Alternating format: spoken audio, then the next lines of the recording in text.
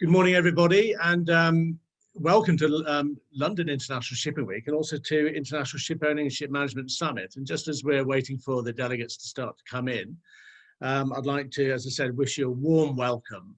It's a different ISSS. We're normally in person here in these lovely offices at Norton Rose Fulbright, but we're still filming from here and running the webinar and the conference from here. And I'm delighted to have next to me Philip Roche, partner in Norton Rose Fulbright, who is just going to say a few words of welcome from his side as we start this excellent week. Just over to you, Philip. Thank you very much, Sean. As Sean says, welcome to this kickoff session for the week. Norton Rose very proud to be involved with London International Shipping Week since the start, and we're playing a full part in it this year. And we're very pleased that despite all the trials and tribulations that we're actually managing to get this done, because I think it's an important conference. There's an awful lot to be said about this. And what better place to start really than with innovation? It's going to be, innovation, I think, is going to get us through the crisis of decarbonisation, which is coming much more quickly, I think, than most people thought. At Norton Rose, we think about innovation. We have innovation technology unit. We have people who, much cleverer than me, think about how we can use digitalization and AI to help the insurance industry to deal with marine claims, and also to provide legal services. Our clients now say, we know you've got lots of lawyers, but what technology do you have supporting them? So innovation, I think, is going to be so important over the next few years, and I think it's a great topic to get London International Shipping Week started. So thank you all for joining, and back to you, Sean. Thank you very much. Thank you for your time this morning, and thank you for hosting us as well today. And I'd also like to thank Boas Cruise Services, who are today's sponsor of ISSS, and without the support of the sponsors, not only for the event today here, but also for London Shipping Week in general, we wouldn't be able to hold these events. So thank you very much indeed, Boas, for that. So as I said, this is an annual event for ISSS where we have an opportunity to talk about and address the key issues of facing ship owners and ship managers around the world. And I think really, as we endeavour to come out of this pandemic that has gripped us all for the last 18, 19 months, there's an awful lot that we'll be discussing, not only today, really, when we're talking about cooperation and competition as far as shipping is concerned, but when you look at the broader issues facing shipping in its entirety. Just to talk a little bit, just mention about London International Shipping Week. We LRSW opened the London Stock Exchange about an hour ago, so I'd like to say this is it's the second event of the official week. I'd say it's the first main conference of the week. So I'm delighted to welcome you all today. 2 months ago, we didn't know whether London International Shipping Week was going to go ahead or not. We'd been planning for about a year and a half before that to have an in-person as well as a virtual event and some sort of hybrid in between. But it took the announcement in July that we were opening up and conferences could go ahead, that we were able to then accelerate ahead. And I'm delighted to say that we've got 160 events during the week here in London. About 55 to 60% of them are in person. And there's a lot of them that are also hybrid elements. So you've got an in-person aspect as well as a very strong virtual element as well, which just basically means that we're able to reach out to a wider audience. So just on the whole issue of cooperation versus competition, shipping has proven its resilience over the past 18 months in keeping our supermarket shelves stocked up. But with crews struggling to repatriate, and we've seen a lot of that on the news, in the newspapers and the headlines, and countries accused of constantly changing their COVID-19 rules over the period. And really the lack of any clear action and leadership by national governments over vaccinations, seafarer vaccinations, and the key status provision for seafarers and crew members. That was something that was crucial. You started to see the cracks. The cracks are beginning to show. But at the heart of these sort of concerns is the fragmented state of the shipping industry and the lack of any single unified industry voice that is shipping, a voice that governments and many other industry sectors would listen to and take seriously. If you can have a situation where shipping is going to a government and saying shipping is not happy about this or shipping supports this, would that actually give you more weight? But with so many stakeholders involved, is a complete and effective coming together of shipping industry actually possible? And I think really, just to sort of finish my little address here, during the pandemic, and I'll touch on this with some of the speakers later on, we saw a significant amount of cooperation going on, certainly in the early days, about March, April, May last year, when we're looking, managers were starting to work together to try and repatriate their seafarers. It does show you that cooperation can actually happen. So thank you very, very much indeed. We've got 380 people registered today, and participants are starting to come in. Just for everybody's guidance here, you do have a Q&A facility at the bottom of your screens, as well as a chat facility. So you can send in questions, and I can see them, and I will pose them to the speakers and to the panelists as we go through. Probably easier if you use a Q&A facility rather than the chat, but we'll do what we can. The proceedings today are being recorded. You can see in the top left-hand corner of your screen. And that basically means that the conference will be available on the LISW website, as well as the Shipmanagement International website. And you'll be able to then watch it and download it at your leisure as well. It will be covered editorially in the next issue of Shipmanagement International. So there'll be a lot of good coverage there. And I no doubt my esteemed colleagues back at Elaborate Communications Base will be tweeting and social mediaing as we're going along and taking pictures. So I'd like to thank all the speakers who have come in today. Thank you for your time. Looking forward to hearing your views and your comments. We have 4 keynote speeches, and then we go into 2 panel sessions. So please stay on. There's a lot. It's about 3 hours, 3.5 hour conference, but there's going to be a lot covered, and you'll find a lot of interest. So without any further ado, I'm going to introduce Skye Platten, Secretary General of the International Chamber of Shipping, effectively the organisation that represents, I think it's 88% of the world ship owners, Guy, if I seem to remember the information there. But we certainly look forward to getting your views and your comments on this whole issue of cooperation, not competition, and really what shipping needs to act on from the lessons learned from COVID-19. But over to you, sir. So you've got 15 minutes or so. Thank you very much indeed, Sean, and thank you and good morning to all of you, ladies and gentlemen. It's always quite daunting to be the first speaker at an event on the first day of London International Shipping Week, and especially, of course, this event.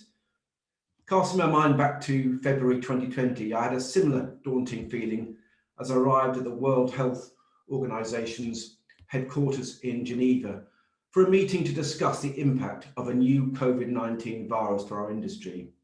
That seems a lifetime ago to me, and I'm sure to all of you as well. Since that time, I've experienced an industry that has come together like never before. Indeed, as I talk to my peers in other sectors, and as Guy Ryder, the head of the International Labour Organization, has often said, the shipping sector has been more united and effective in its response to the pandemic than most other sectors. While we are always close to the day-to-day issues, it is important to step back and recognise that our industry has been able to get its voice heard more than many. In all of the dreadful experiences our seafarers and our industry has gone through during the crew change crisis, it has been the willingness of industry to come together that has made me proud. I've had the honour of coordinating weekly and bi-weekly meetings with industry partners, government and the United Nations entities to a significant effect. We have seen how the industry has come together to create the Seafarers International Relief Fund, which has already raised over $1 million for those in need. If you haven't already contributed, please do so. We have managed to do all of this when other industries have preferred to significantly invest in their lobbying activities, but to arguably less effect. There is a saying that you only get what you pay for, but I would also argue that our industry has punched well above its weight compared to other sectors when you consider the resources available and the complexity of the challenges we are dealing with. We need to engage with all governments and not just our own. We need to deal with ministries that we do not normally have to engage with, and all at a time when nation states are attracting from the traditional post-war processes such as the United Nations system. To some extent, our industry's challenge is not too dissimilar to that of the tech sector when it comes to the lobbying challenge.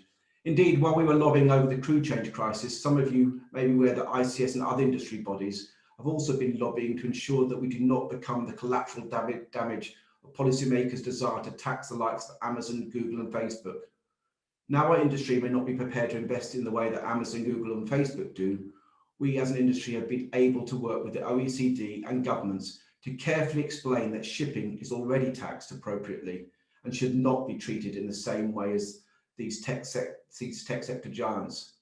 Since that meeting in 2020 at the WHO headquarters, I would say that the world is much more aware of the value that shipping industry provides, and this as a result of working more collaboratively.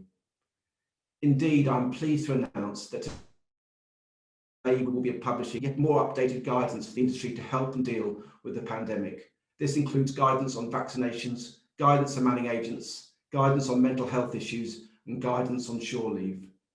All of this has been produced in partnership with others, and as a result, the guidance is stronger with this collaboration. All of these free resources can be found on the ICS website. Have we been 100% successful? No, of course not. We can all learn lessons, and as we all know, the crew change crisis is still with us. But we have learned a great deal about the power of collaboration, and we must not go back to our old ways.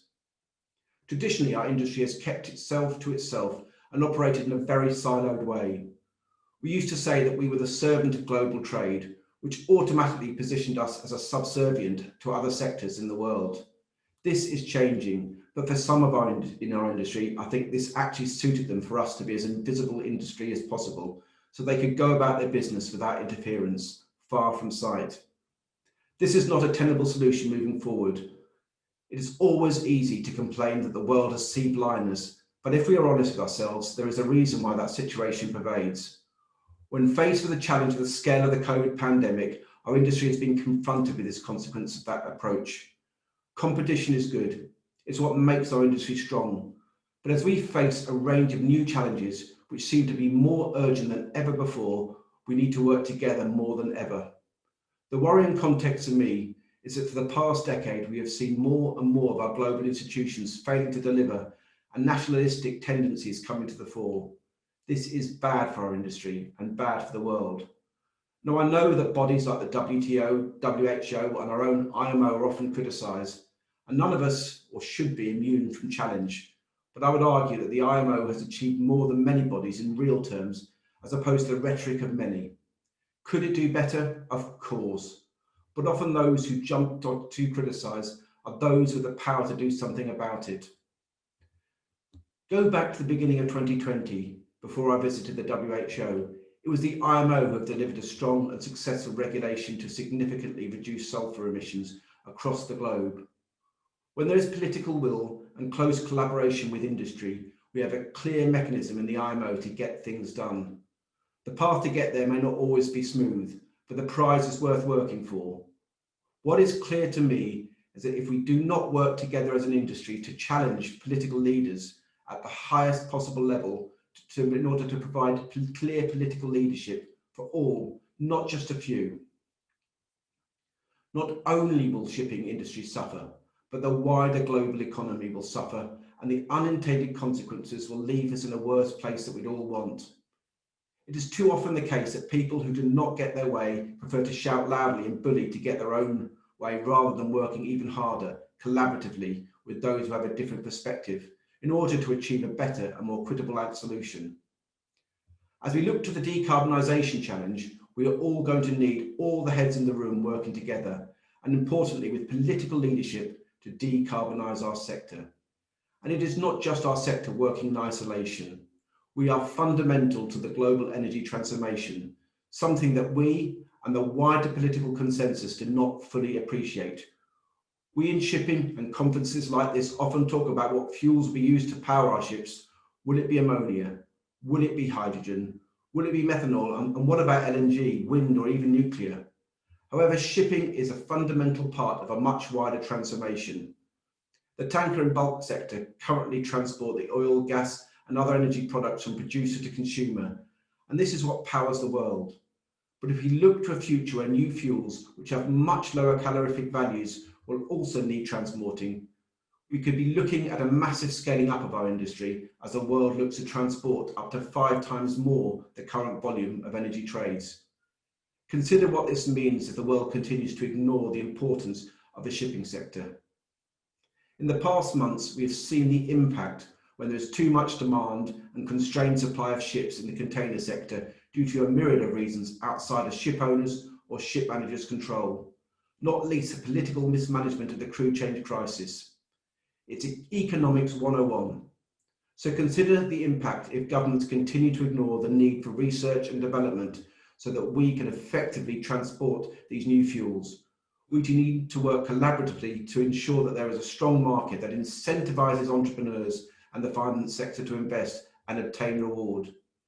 When you look at the scale of the global challenge, I'm increasingly concerned that without proper collaboration, our shipyards will not be capable of supplying the potential demand at the right price.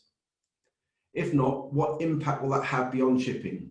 Will there be an investment in infrastructure needed? And will we have the crews with the needed skills? Our recent seafarer workforce reports forecast we are all looking at a significant shortfall of officers by 2026, and the trends are not looking good. We are going to need governments to work with industry to ensure we have a pipeline of well-educated seafarers at a time when older seafarers are leaving the industry due to their experiences during COVID. While every ship owner and ship manager will be working hard to ensure they have the crew they need, there is clear benefit in working together to create the right landscape for our industry.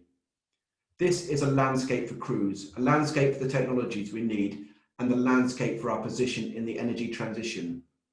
The last part will create the market for opportunity and something that we can all benefit from. So as I close, I have a call to all of you.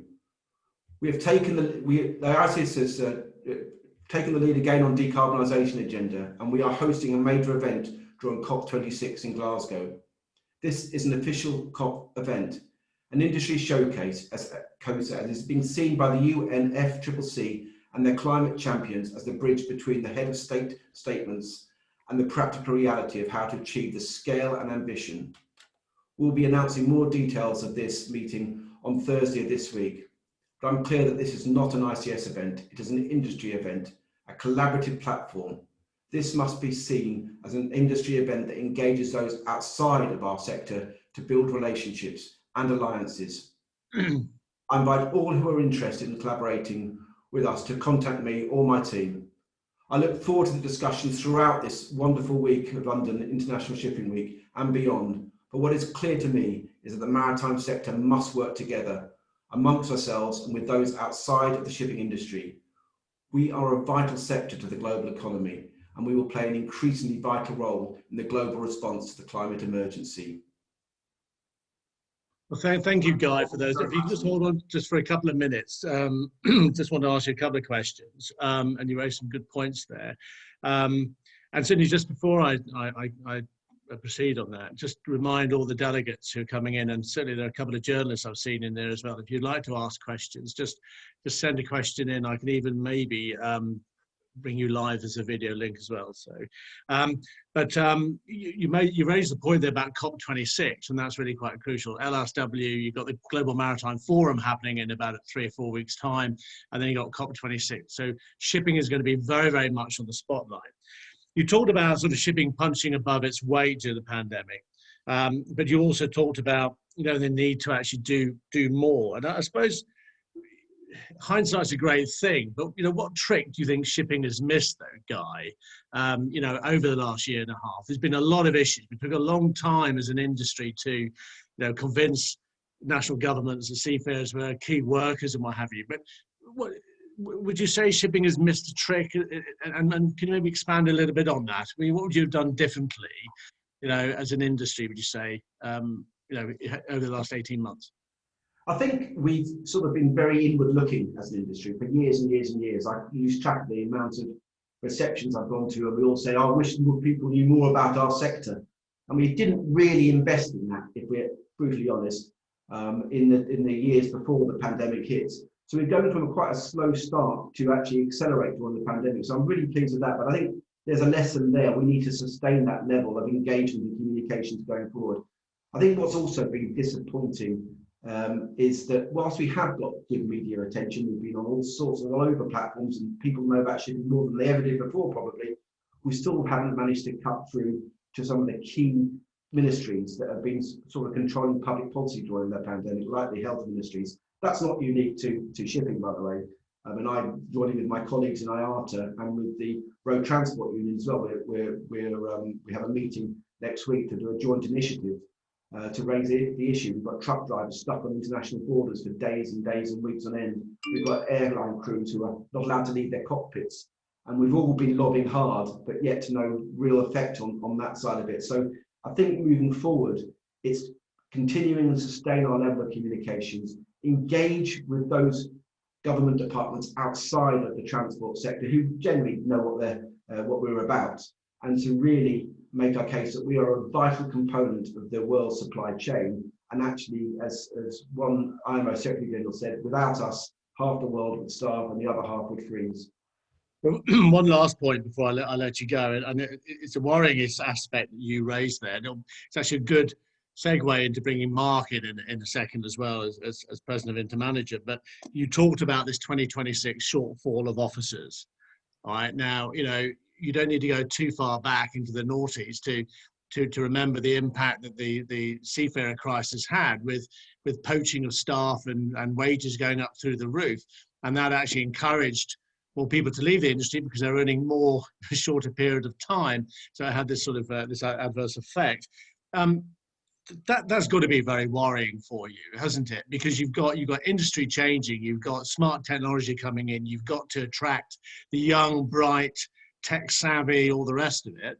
And you so need to cooperate with all of that in order to achieve that. That must be a mountain to climb, Guy. Yeah, and I think, absolutely, we know seafarers have left the sector as a result of COVID, and they'll probably not come back. You couple that with how do you make seafaring an attractive career when you don't know when you're going to get home again? I mean, these are real issues in the near term we need to address. But we are going to be competing for talent. There's no doubt that the decarbonisation, the new technology will require a different skill set. So it's a daunting challenge. But what we mustn't do is we mustn't be sequential in this. We mustn't, look at the decarbonisation, then look at the crewing. We've actually got to do this all exactly at the same time, and actually persuade young people that a career in seafaring and a career in our industry is one definitely worth pursuing, both in terms of job satisfaction and also reward. Now, we had a couple of questions coming in, and quick answers on these, Guy, be fine. But Michael has actually said, do you think COVID vaccines should be more available to seafarers in the United Kingdom? Big emotive issue, and certainly one I think Mark is going to be talking about in a second. But what's your view? So on the United Kingdom, we actually do make them available to all seafarers now, and I've seen some latest medical advice. But we have seen the United States and Europe doing brilliantly with the vaccines. We probably reckon about 25-30% of all seafarers are vaccinated now. So it is good, but far more can be done, particularly in Asia, in terms of vaccinating seafarers, and that's a real priority for us in our lobbying. Okay, and Martin Wingrove's asked, how important will collaboration with ports be in implementing emissions reduction in shipping?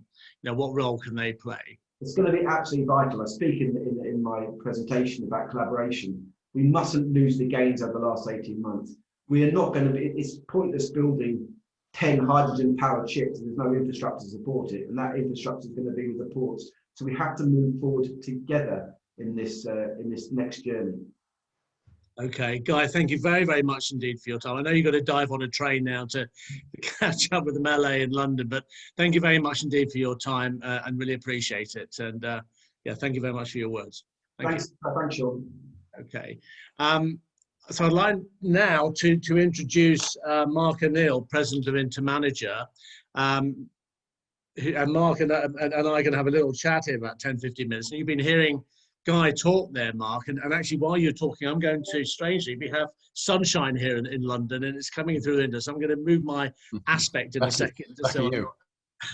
It's actually quite nice, actually. I might go and do it sunbathing later.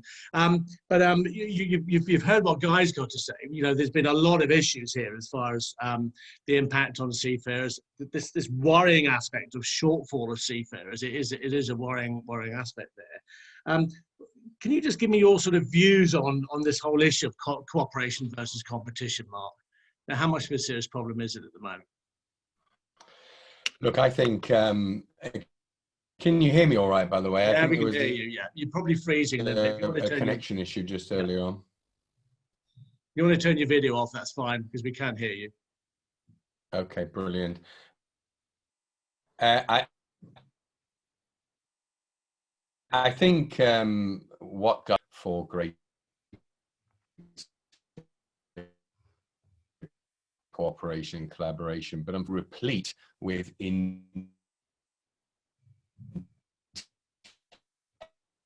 intelligent, dynamic, diverse individuals in intelligent. You're absolutely right that we, at the start of the pandemic, cooperate.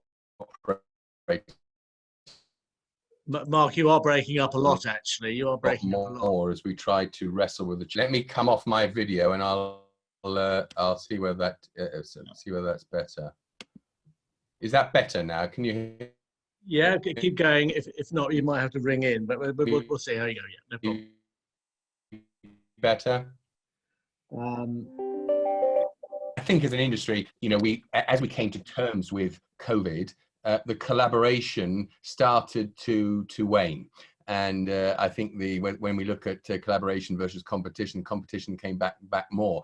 I do think that as an industry, there is a crying need for greater collaboration between those bodies which govern the various aspects of the industry. And I do think this one voice, which I perhaps, no credit to myself, but perhaps have been shouting for louder than most, I think this one voice is absolutely necessary now, because we need to take a lead, a more proactive lead in some of the major issues that face the industry now and in the future, not just follow sometimes knee-jerk politics or knee-jerk populist politics, but actually have an intelligent, proactive debate about the issues which we can all see on our particular horizon, and influence the debate when it comes before the governments the governments who will eventually decide.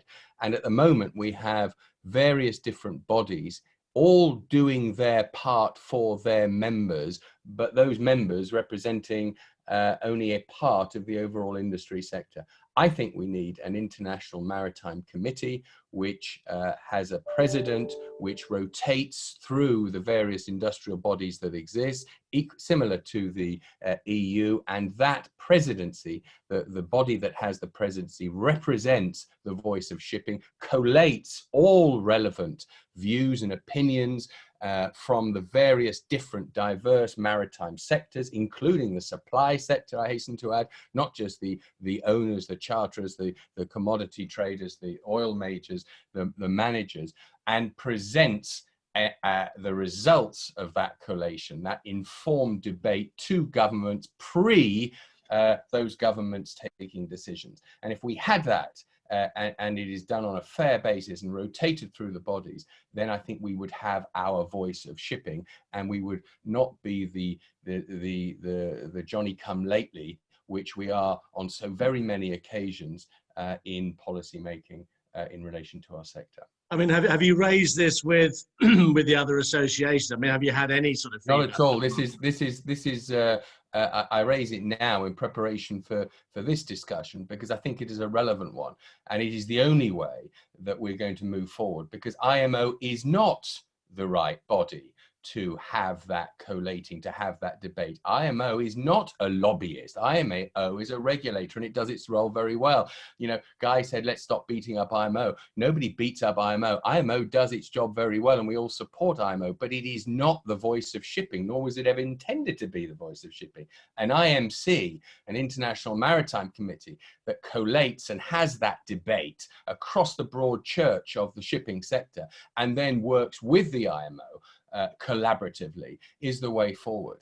It is no point, the ICS, having a conference at COP26 when none of the other major bodies in shipping have been invited to participate in the debate that should have taken place before, much before that conference. So, you know, even there in the first talk, we have controversy because the debate should happen way, way, way before COP26, so that governments go to COP26 armed, informed, and fully aware of the issues relating to the vital shipping sector. If we don't do this, then this elevated status that shipping has enjoyed for the last 200-300 years in the overall logistics chain is going to be lost, and we will be relegated to just a small cog in the logistics chain, the same way as the haulage industry or the rail industry. Shipping has enjoyed this elevated status rightly and deservedly, and we have to work for that, and we have to show that we are worthy of that elevated status, and we need a voice, and a single voice, and a strong voice, and a collaborative voice. So, I mean, the idea of the associations coming together, I think, was first mooted about 8 to 10 years ago. I think it was BIMCO, I think it was, who said, you know, we should maybe all sort of have one single voice, and a lot of the other associations we're against it. And this is maybe something that Phil can touch on a little bit when he gives his address. But setting up an International Maritime Committee, an IMC, what are the challenges in that, Mark? Because shipping is so fragmented, isn't it? You know, companies that are listed on the stock exchange, small family ship owners, niche managers, boutique managers, big large management companies like yourselves. Yeah, what are the challenges? How difficult would it be for that to become effective?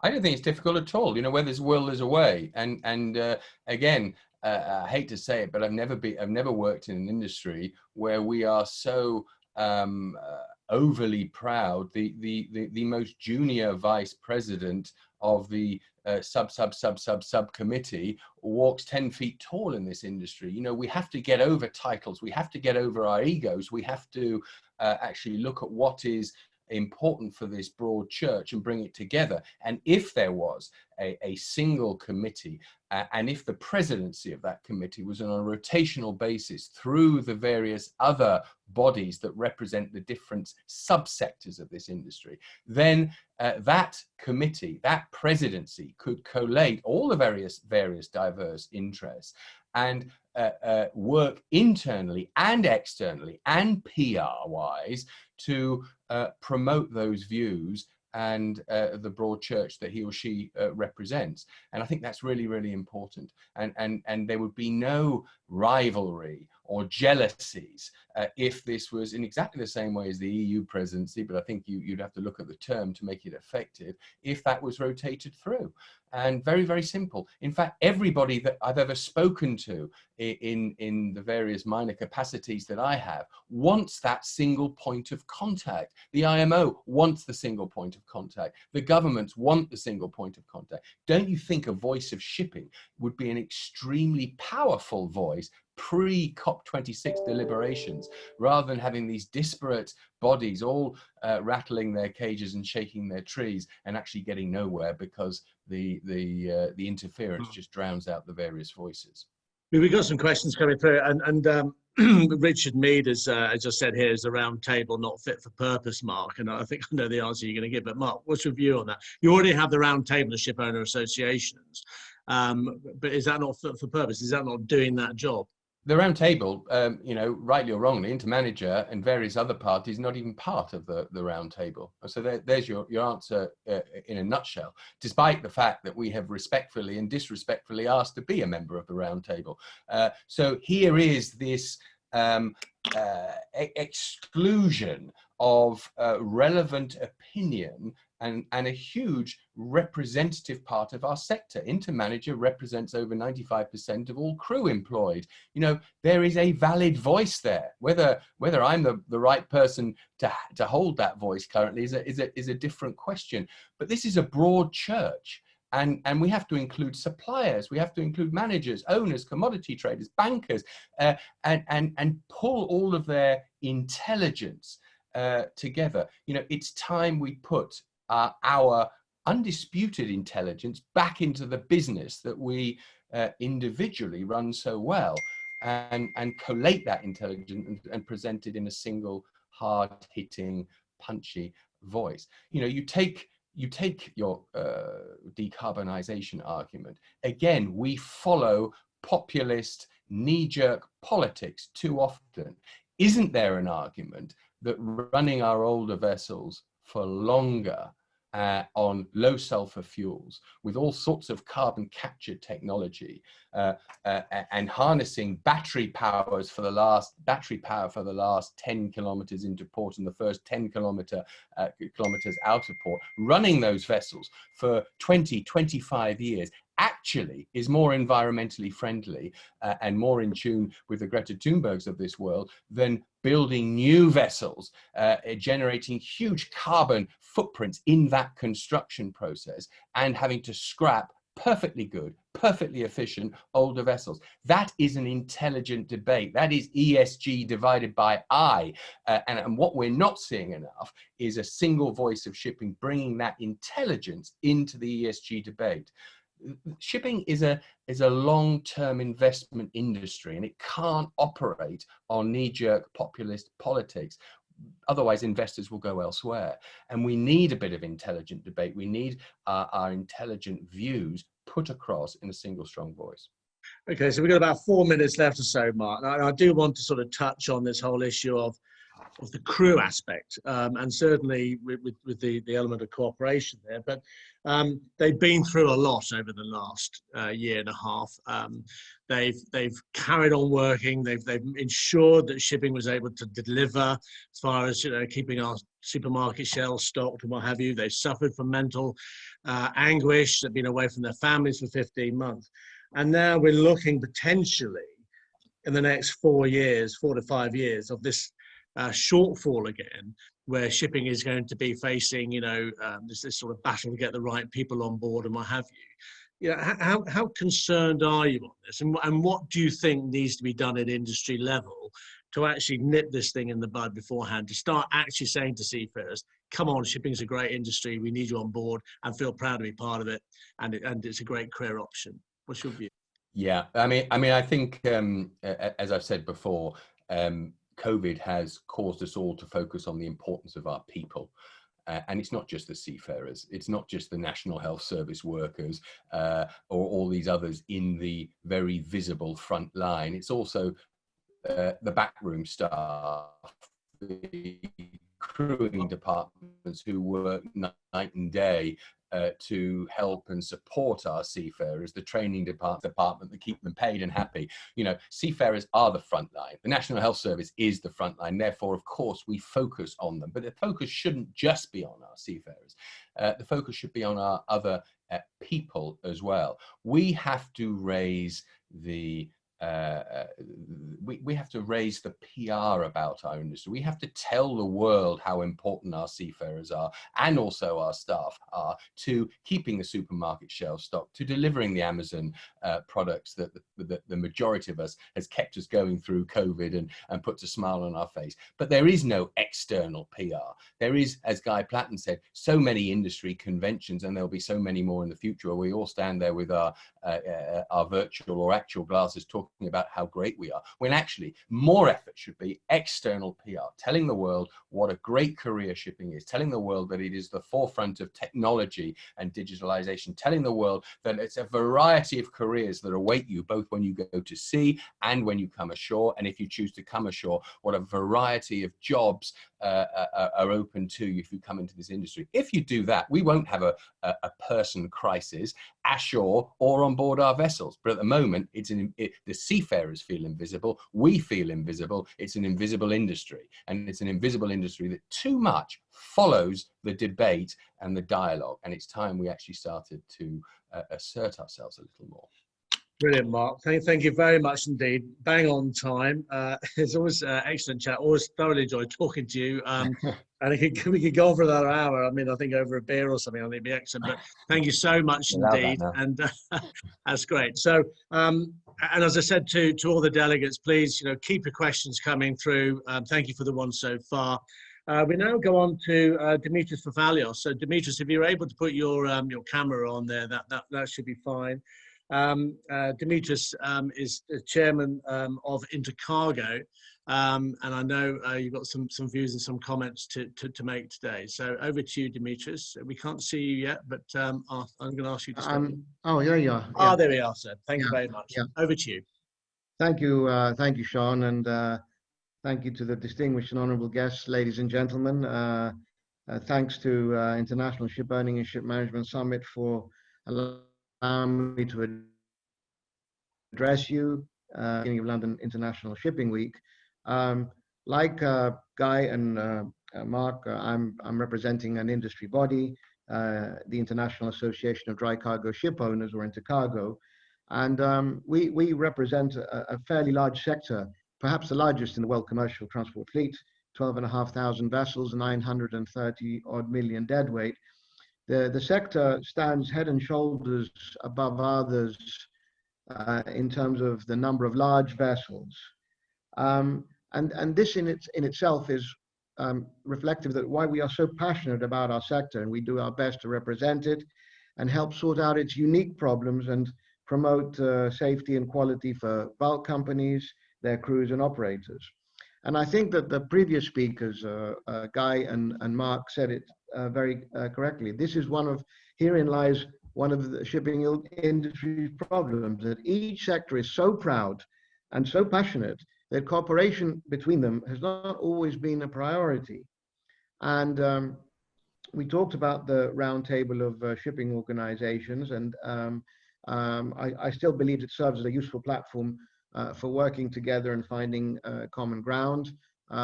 Yes, perhaps there is, not perhaps, but perhaps the roundtable does need to be, the membership does have to be widened. But I think the previous speakers also said that COVID introduced a new set of problems, not only for our own sector, but for shipping as a whole. And seafarers, who really are our most valuable asset, were not treated desperately humanely by many governments. And I think people are very well aware that officers were prohibited from signing on and off ships, and thousands of others were waiting to join vessels. But most of all, in many countries, sick crew was denied shoreside medical attention.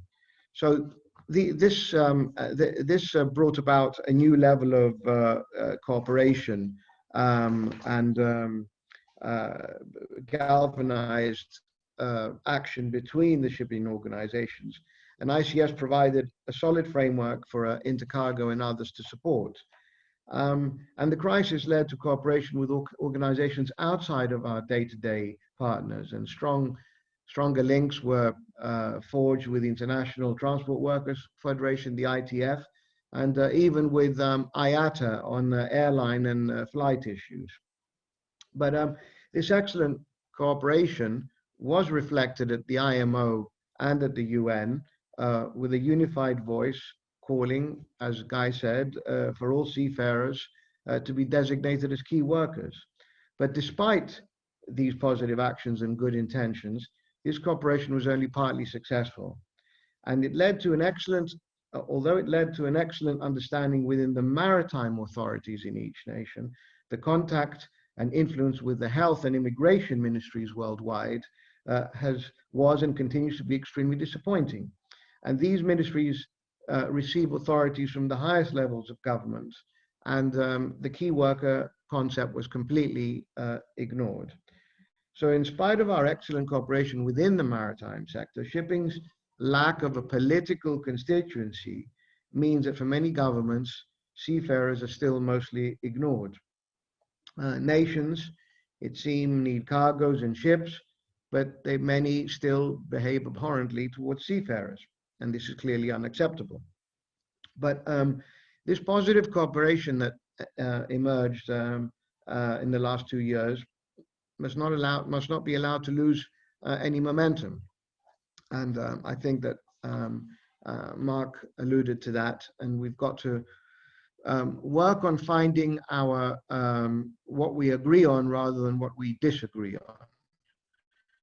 So we must concentrate on the issues that we actually agree on as maritime organizations. And going forward, cooperation is needed with governments at the highest level in order to clarify the importance of seafarers, the necessity of ships, and their relevance to international trade. Cooperation can even extend to other transport modes like road, rail, and air. And there are many areas such as decarbonization and safety that we can improve through collaborative efforts with the other transport modes. And even between our shipping sectors, we all have common decarbonization goals, but different ways of achieving them. We have to be comfortable with that and not use it to gain advantage over one another. For instance, the purely competitive tramp, bulk, and oil sector compared to the liner sector. This collaboration between sectors may result in multiple regulations, each suited to a particular shipping model, but bringing the same end result more effectively. Improve cooperation with insurers and with IACs in order to further increase safety standards is a big ask. Cooperation with the ITF and the ILO to improve seafarer health, safety, and quality of life whilst on board.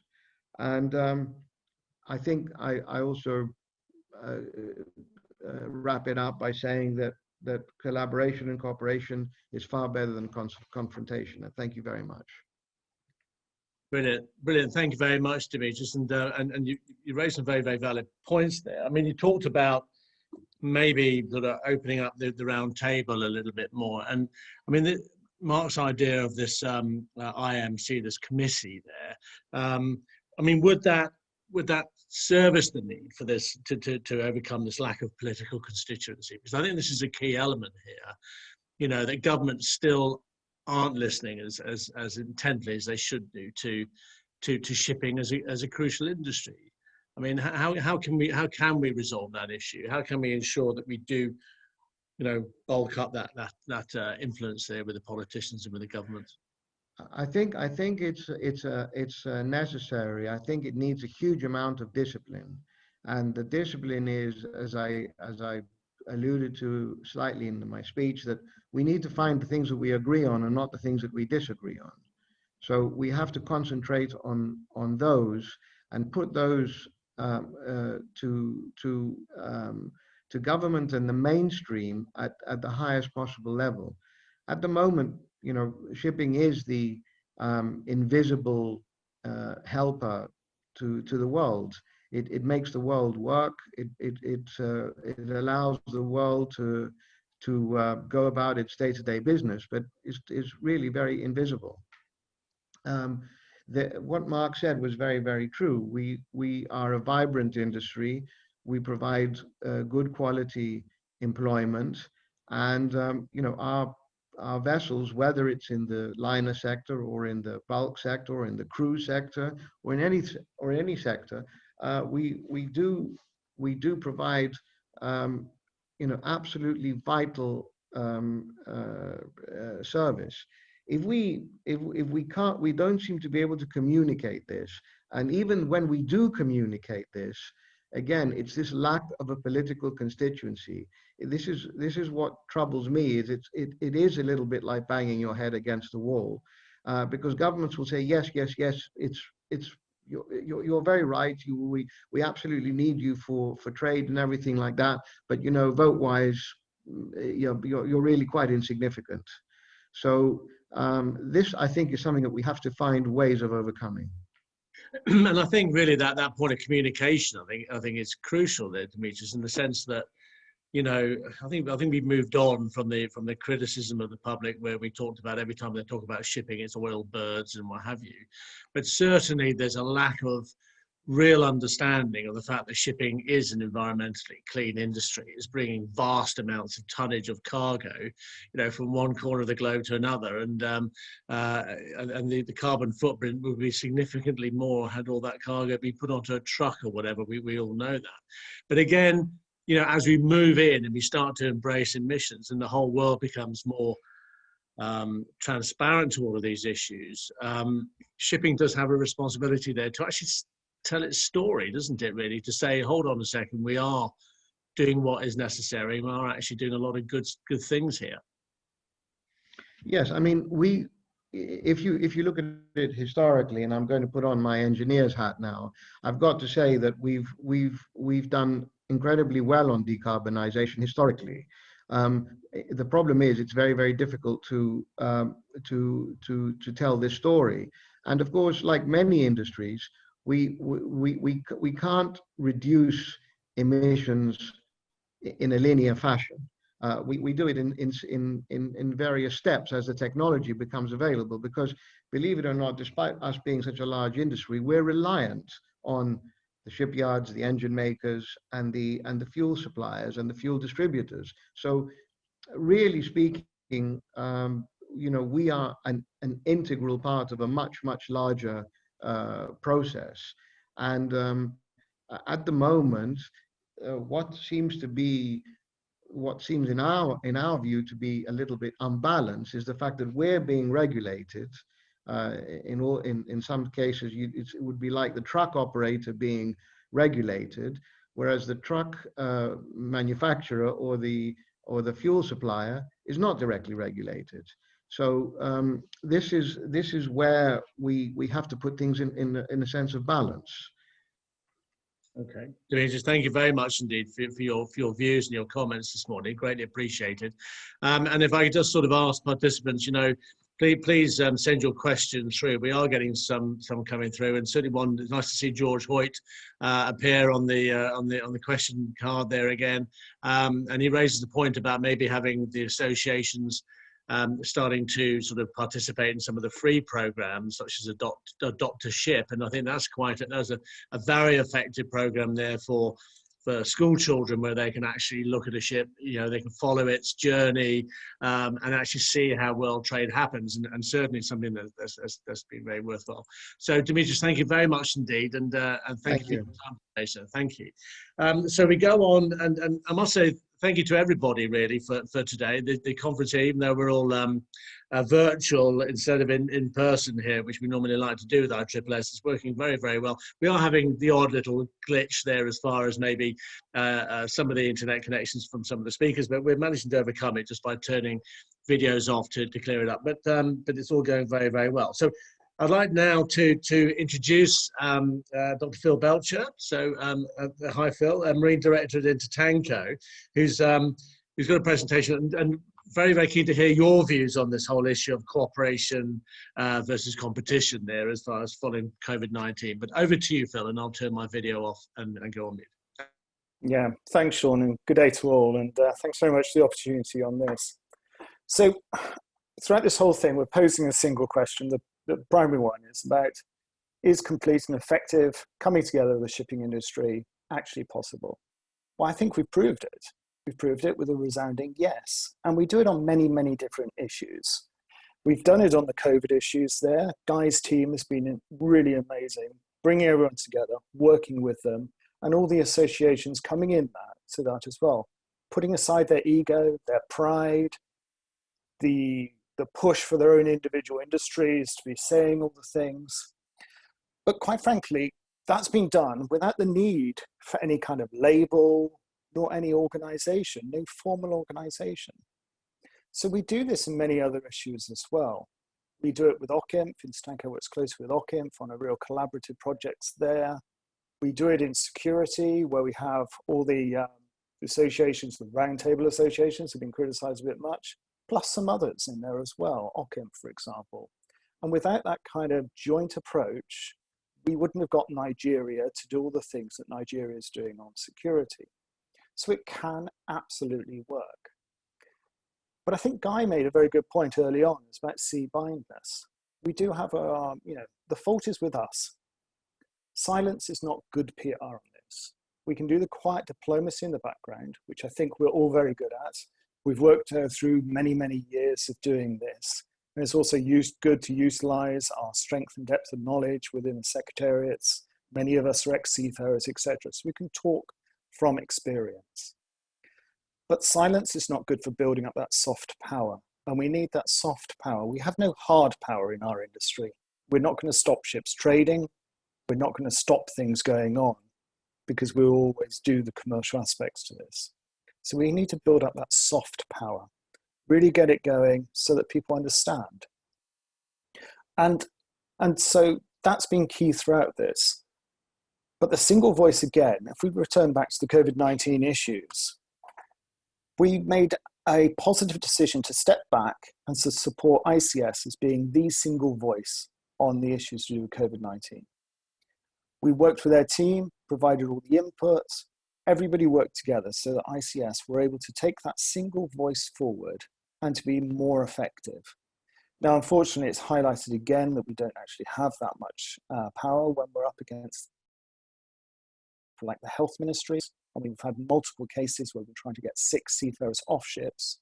The transport industries in the countries, the transport ministries understand the problem, but then we hit a brick wall when we get to the health ministries in the country who really don't care.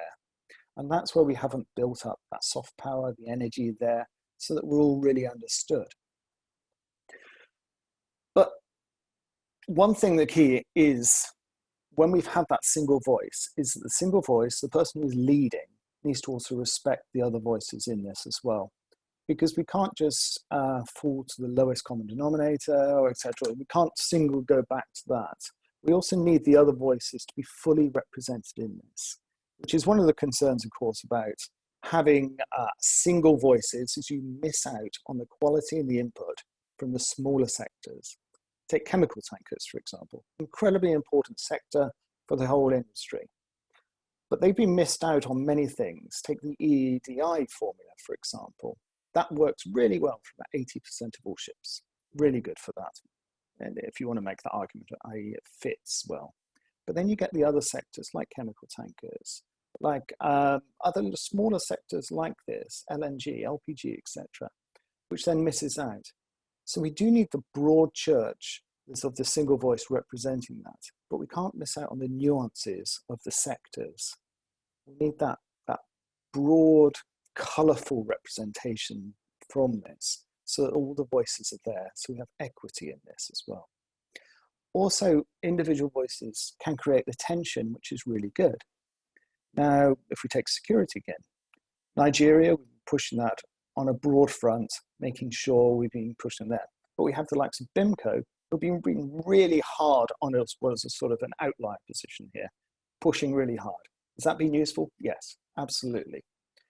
Same with COVID-19. The redoubtable Kuba Szymanski, who I sailed with many years ago, has been very, very hard and tough at times. And maybe sometimes you could argue breaking from the consensus of the industry. Has that been useful as well? Absolutely. Because we can utilize that tension, those single voices as well, to work and convince and work with the regulators so it all does come together. Then if we take IMO as well, on a technical debate, then having multiple voices really helps. Just having one single voice from one single organization in the industry is useful. It gives that single one, but it misses out so much. And governments write down names of who's been speaking, etc., IMO, and they weigh it. So if you've got multiple voices speaking there, then that also works better there in those kind of situations. And then, of course, if you take some of the technical debates at IMO, ballast water, for example, for 10 years, ballast water was just a technical issue going on through there. Our Deputy Managing Director, Tim Wilkins, for a decade was arguing on this, on those things, trying to bring it up. And yet we weren't getting the cut through until it became a political issue. But a lot of the groundwork needed to be done before that point. And so we have to engage at the real nitty-gritty level, which is why the title of the subcommittee chair of order is so important, actually, because those people are the ones who lay the groundwork, work out the details, and get it right or get it wrong very, very early on. So, do we need a single voice?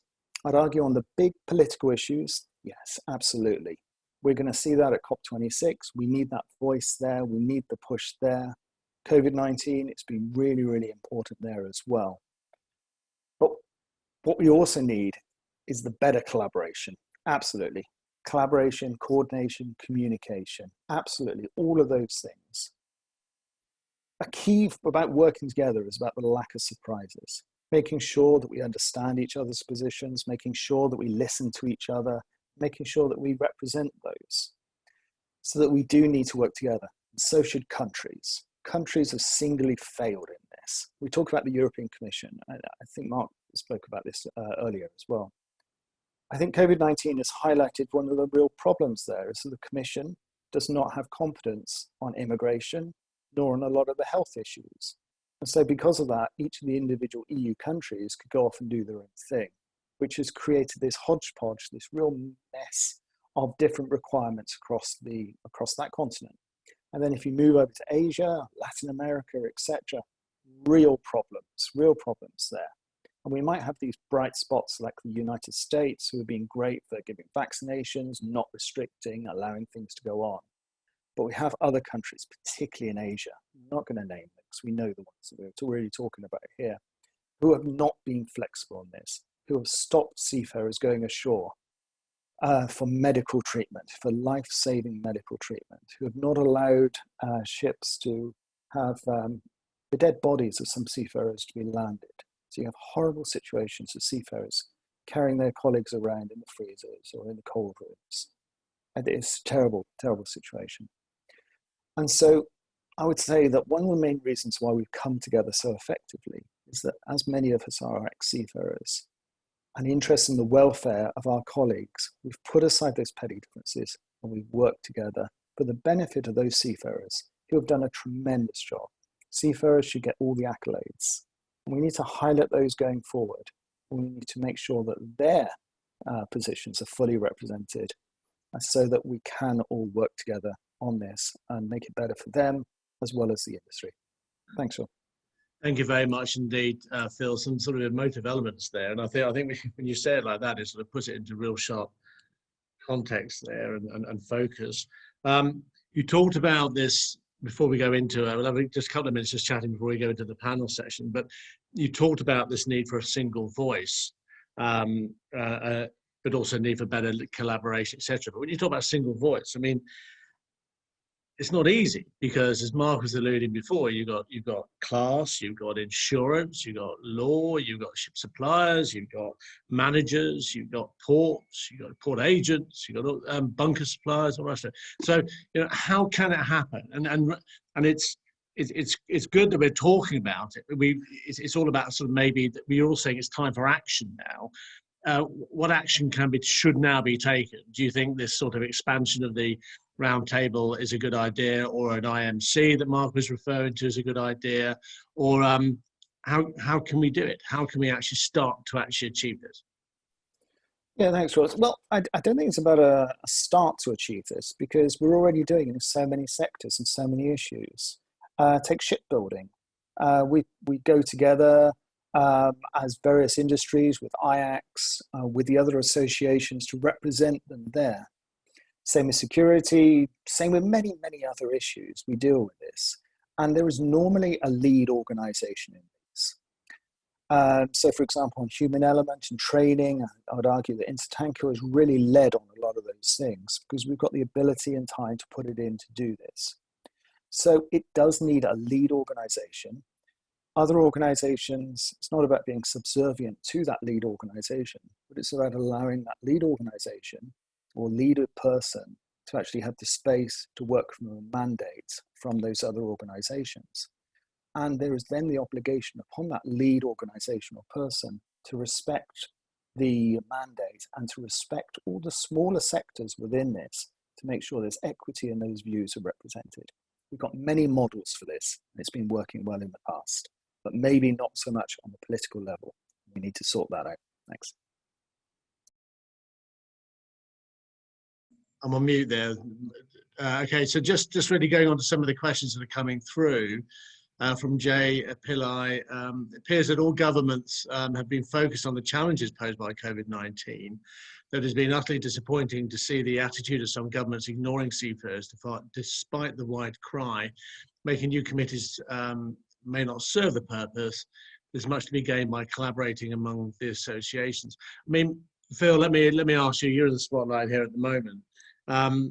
Do you think governments, you know, when you look at something like the MLC, for instance, with the three legs of the stool, you know, it's been the governments who've been shutting the borders and closing the airports and not allowing seafarers to come through. I mean, you know, what can be done in a situation like that? What lessons have been learned from that, would you say?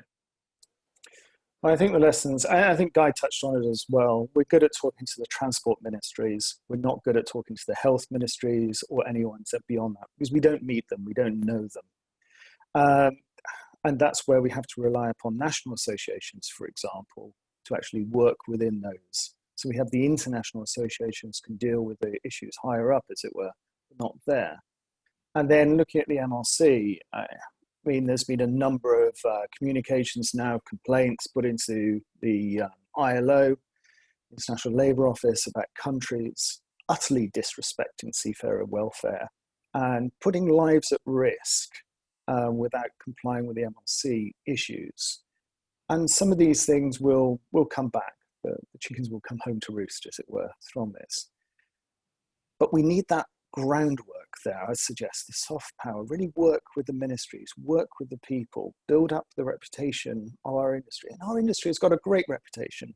You know, it's incredibly safe. It's incredibly very good on the green side.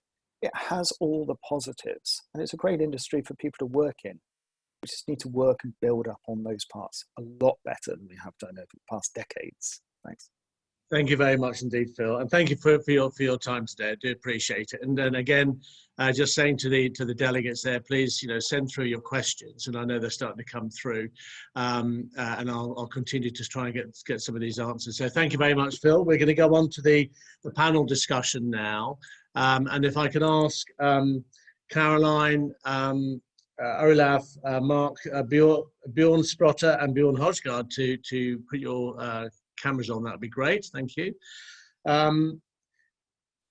It's a delight to actually have you all here today, so thank you very much indeed. Just waiting for, I think Mark will be putting on his camera as well. I think you banned me from putting on mine. Should we try again? So try again, Mark. If you do cut out, probably best is to turn it off, but not a problem. Yeah. So again, the panel discussion, thank you very, very much indeed. Looking at this whole issue of cooperation and competition, drilling down a little bit more into it, you know, is it the way forward as far as the industry is concerned? And how does it sort of fit in with the market forces?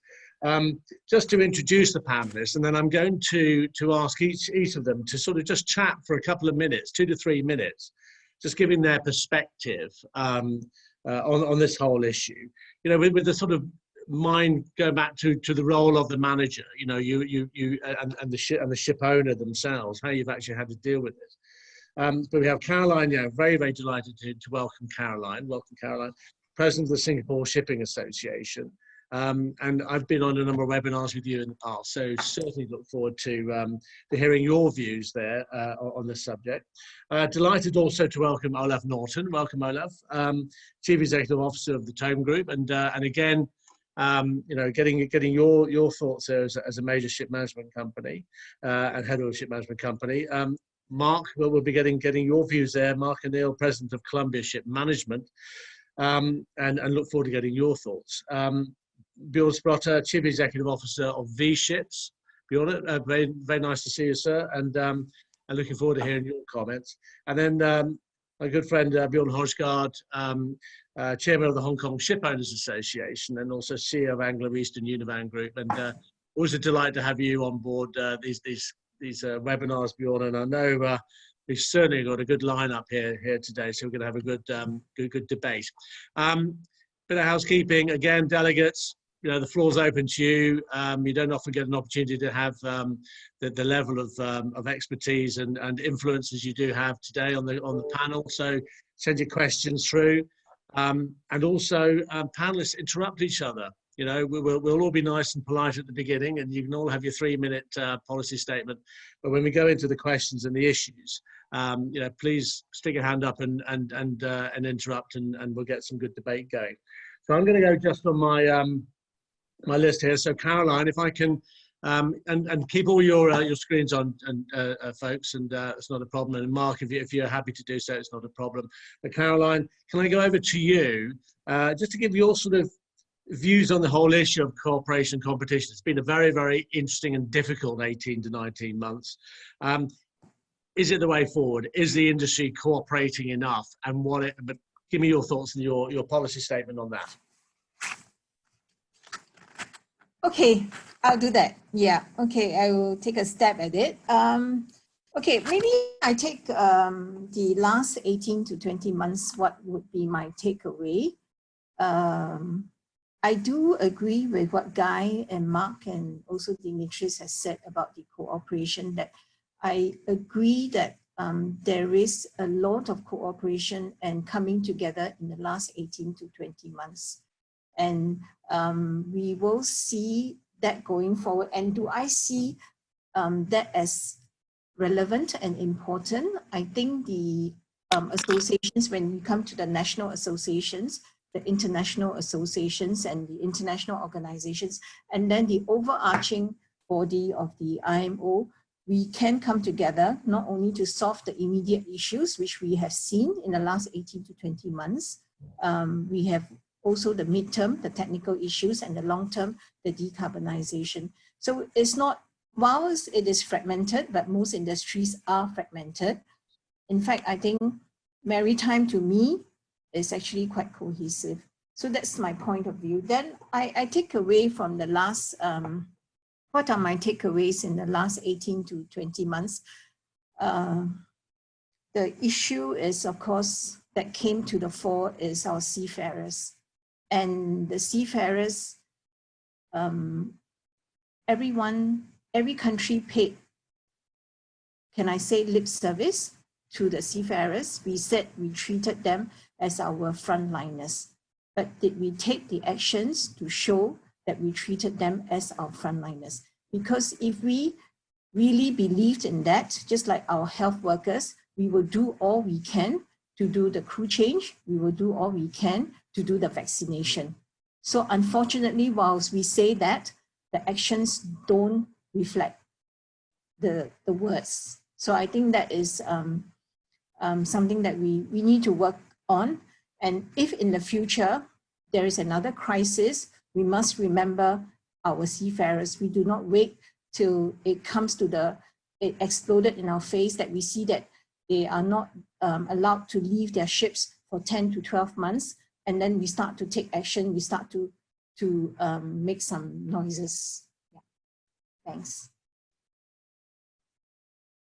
That's an interesting point there, Caroline. And I think it sort of harks back to what Phil was just saying a minute ago there about the sort of soft approach. Shipping, can't deliver the ultimate sanction, which is, sorry, we're not going to carry on our ships until you do what we say or listen to what we have to say and what have you. So it's going to be interesting to hear the other panelists' views on that whole issue about we need action and we need to walk the walk rather than talk the talk as far as all of this is concerned. So Caroline, keep that in mind, fellow panelists, because I think that's a good element there. Thank you very much indeed, Caroline. And I want to go on to Olaf now, and just to get your reflections, Olaf, your 2 to 3 minute perspective on all of this, sir. Thank you, Sean.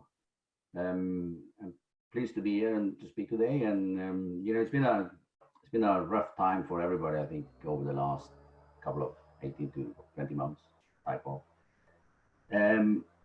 I think when you're looking at what kind of takeaway we have on this, it seems like, when we got a common enemy, COVID, we scrambled together and we pulled and pushed, but it also showed some really weakness in the way we work as an industry. Our network was very seems to be related to close to what we're doing. So we fail to reach out to the health authorities, which is obviously a challenge. And that we felt all the time, border control, couldn't move people around, yes, seafarers essential work at lip service at the end, not all the places, but a lot of places, and it's still a challenge. So it shows the kind of, as a collaboration effort, we actually need to reach out and create a wider network, because shipping has a fantastic network.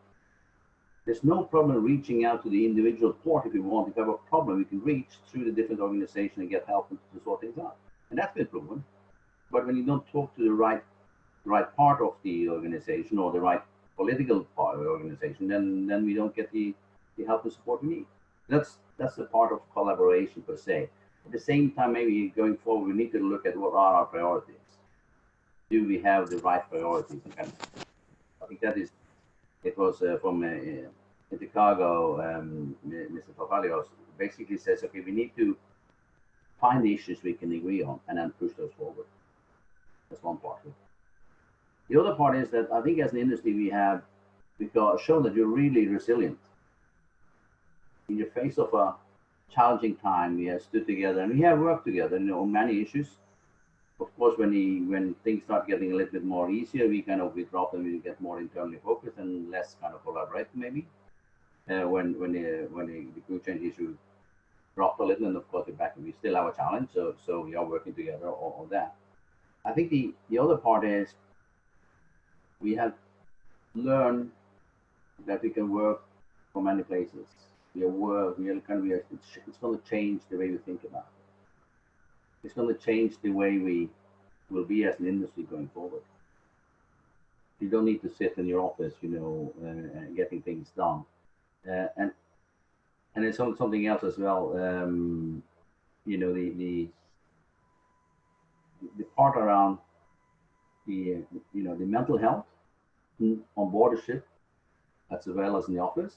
People need to socialize in some form of shape. We can't let them hanging out and dry.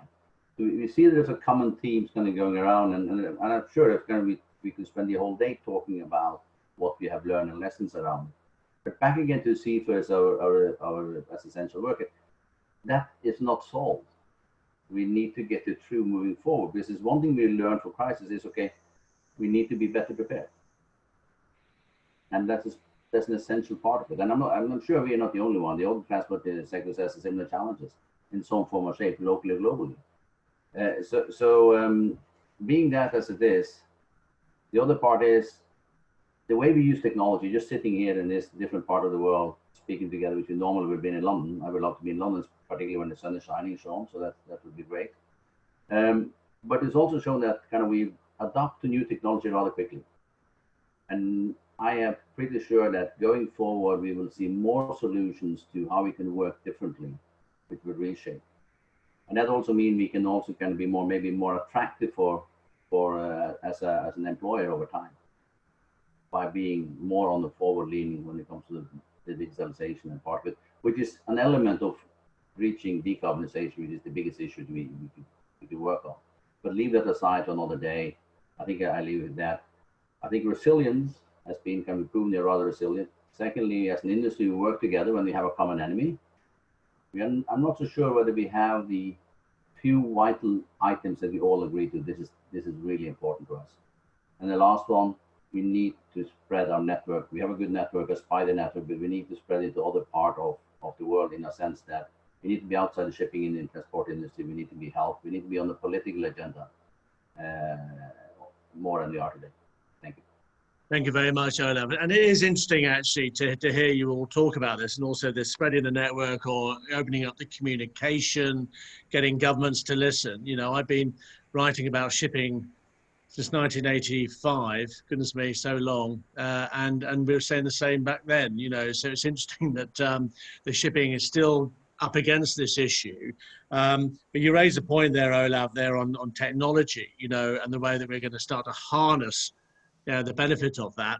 And I think we had a question that came in from David Dale there saying, do the value of maybe 24/7 Wi-Fi availability for seafarers on board ship.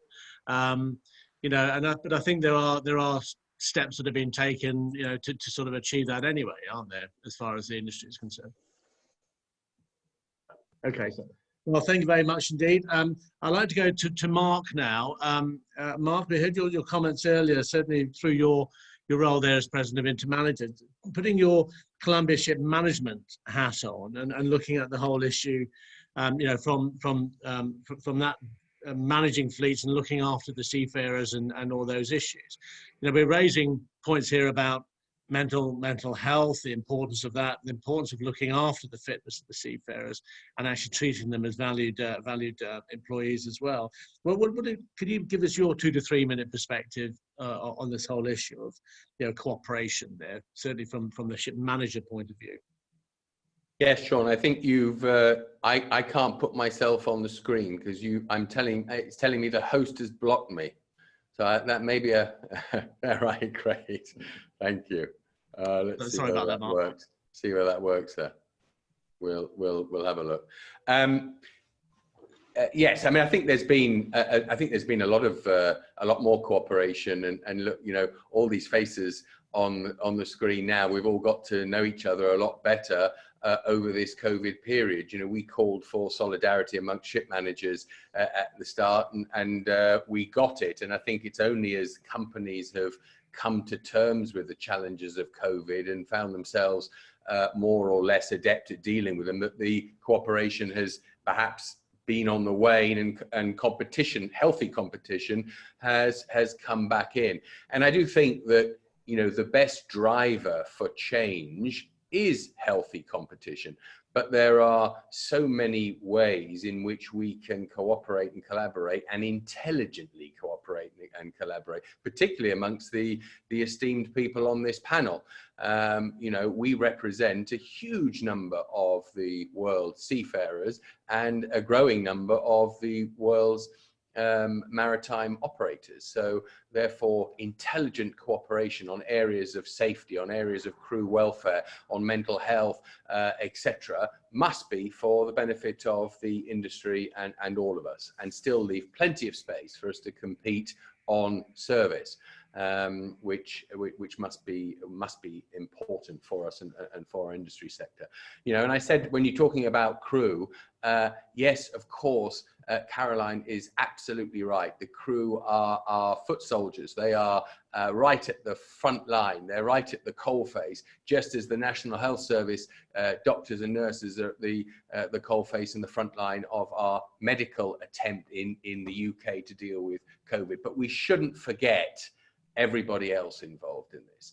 And it is perhaps illustrative of that the biggest uptake on mental health support services is perhaps not from the crew, it is from the shore-based staff that are under huge pressures ensuring that the crew rotations take place.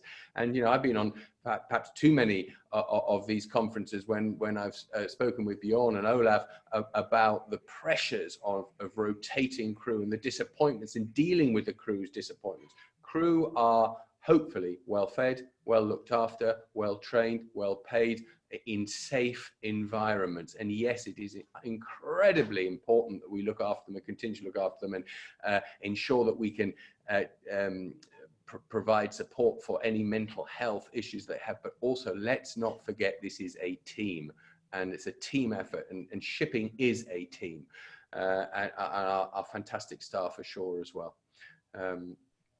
But it's looking at our people in the broadest possible sense and collaborating in what we do and cooperating what we do with those people. Thank you very much, Mark. And I think we've got some sort of, as the debate will start in a second after we've heard from the two Bjorns as well, there's a number of issues there with the political issue, as well as the need for increased training, which I know that we'll be hearing in a little bit later on this morning. Thank you very much, Mark. We'll come back to some of the points that you've raised there when we have the general debate. But if I can now come on to Bjorn Sprotter, Chief Executive Officer of V-Ship Shipmanagement. And I know, Bjorn, you've got to probably dive off to go get a flight very soon afterwards. But could we get your view and your sort of snapshot on this whole issue of cooperation, in light of what's been happening in the last 18 months? Certainly, Sean, and welcome to everyone. Thank you for inviting me to this panel, and I think this is a fantastic opportunity, especially with the group that we are here on collaboration. And as Mark said, we have done a lot of collaboration as an industry. And in that sense, I also agree with what Caroline has said. The maritime industry is certainly not all that bad, and there has been lots of collaboration over the years. COVID certainly has forced us, or forced an opportunity upon us for new ways of collaborating, faster, more connected, and less complicated. And what we have realized from my perspective as an industry is that we cannot rely too much on governments, but rather have to take initiative from our own rights. And that has, in my view at least, clearly impacted the potential and the effectiveness of the collaboration that we could have seen. So whether a single voice, as we have heard in the previous speeches, would have achieved more, in my view, it's a hypothetical question. And in many cases, for example, in deep technical matters, I believe we would probably not be able to find the right answers if we wouldn't invite more people to contribute and to share their experience and competence here. And as a matter of fact, for a practical collaboration that we have seen, I think we have really adapted, and as also Olaf said, with resilience and adaptability and flexibility to a completely new operating environment overnight with our people. And that is something where we have been able to demonstrate and collaborate very well amongst peers and kept the global trade really going. Mark, you mentioned the efforts from the crewing departments that we have seen. I think they're still ongoing to a very large extent. There's some relaxation here and there in pockets. But if we speak about collaboration, in my view, the efforts that are made between the crewing departments and the seafarers, they are immense. And that's the challenges that we are managing there every day, day in, day out, are really the true collaboration in the industry, actually. That's the backbone of everything here. So now if we look a little bit ahead, what's the elephant in the room? What will happen after we are slowly seeing a light at the end of this COVID tunnel? As human beings, I think we tend to fall back into previous habits relatively quickly. So can we preserve anything of what we have done? Are there any learnings that we can take on, make them stick, and really use our collective competence and all the data that we are gathering, and hopefully turn them into real opportunities? Brilliant, Bill. Thank you very much indeed. I mean, I think that whole issue of the elephant in the room, and I think it is a crucial one. And I think when the dust settles and we all look back and say, phew, we've got out of COVID, and look, did we do well? It's going to be interesting to see the impact it's going to have on the amount of people who want to come into shipping as a career. And equally, against that worrying backdrop of Guy Platten earlier saying that, by 2026, we're going to have a crew shortage again. So that's going to be quite interesting. But thank you very much, Bjorn. And we'll get some more of your views in a second as well when we have the debate. Can I now go on to Bjorn Hodggaard, Chairman of the Hong Kong Shipowners, as I said, and also CEO of Anglo-Eastern. Bjorn, welcome. Just your views, really, for 2 or 3 minutes, just on the whole situation. I know it's a topic that's of particular interest to you, but appreciate to get your views. Thank you very much, Sean, and thank you for having me on this panel. It is indeed a topic close to my heart. I've sailed myself, and I understand the plight of people at sea. Cooperation versus competition. Firstly, I don't think we've had much competition in the last 18 months. I think as an industry, we have the same aims, we have the same challenges, and there's been a high degree of cooperation going on. I'm not sure that by having a higher degree of cooperation or a lead association, that we would have been able to build enough soft power to actually move the needle beyond what already has happened. I also don't really think there's light at the end of the tunnel, at least not yet. I think Caroline nailed it in saying, well, it's all lip service so far. I mean, there's a lot of talk about treating seafarers like first responders, key workers, but when it comes to action, it's very much lacking. I think the challenge here is that the guys suffering from this, first and foremost, the ship owners or seafarers, but also the ship owners and ship managers.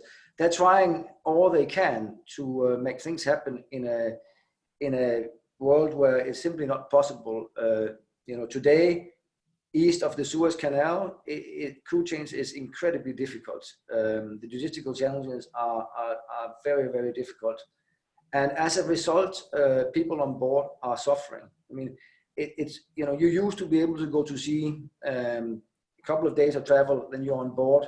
You knew how long you were going to be on board for. You could have shore leave when you came to a port to get a little bit of R&R.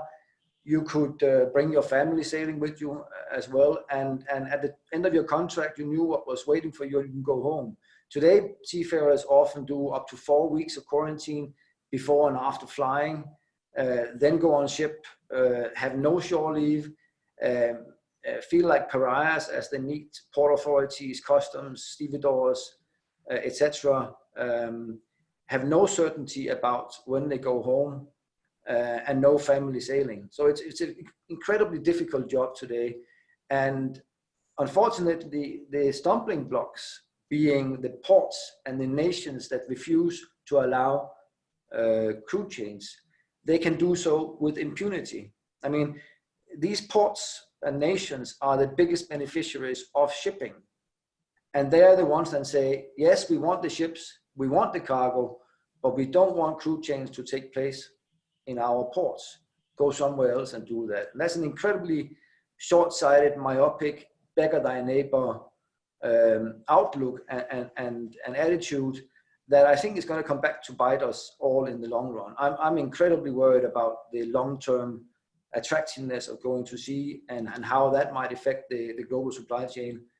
2 years ago, we were all very on the ball in making sure that the right person hit the right ship with the right training, etc.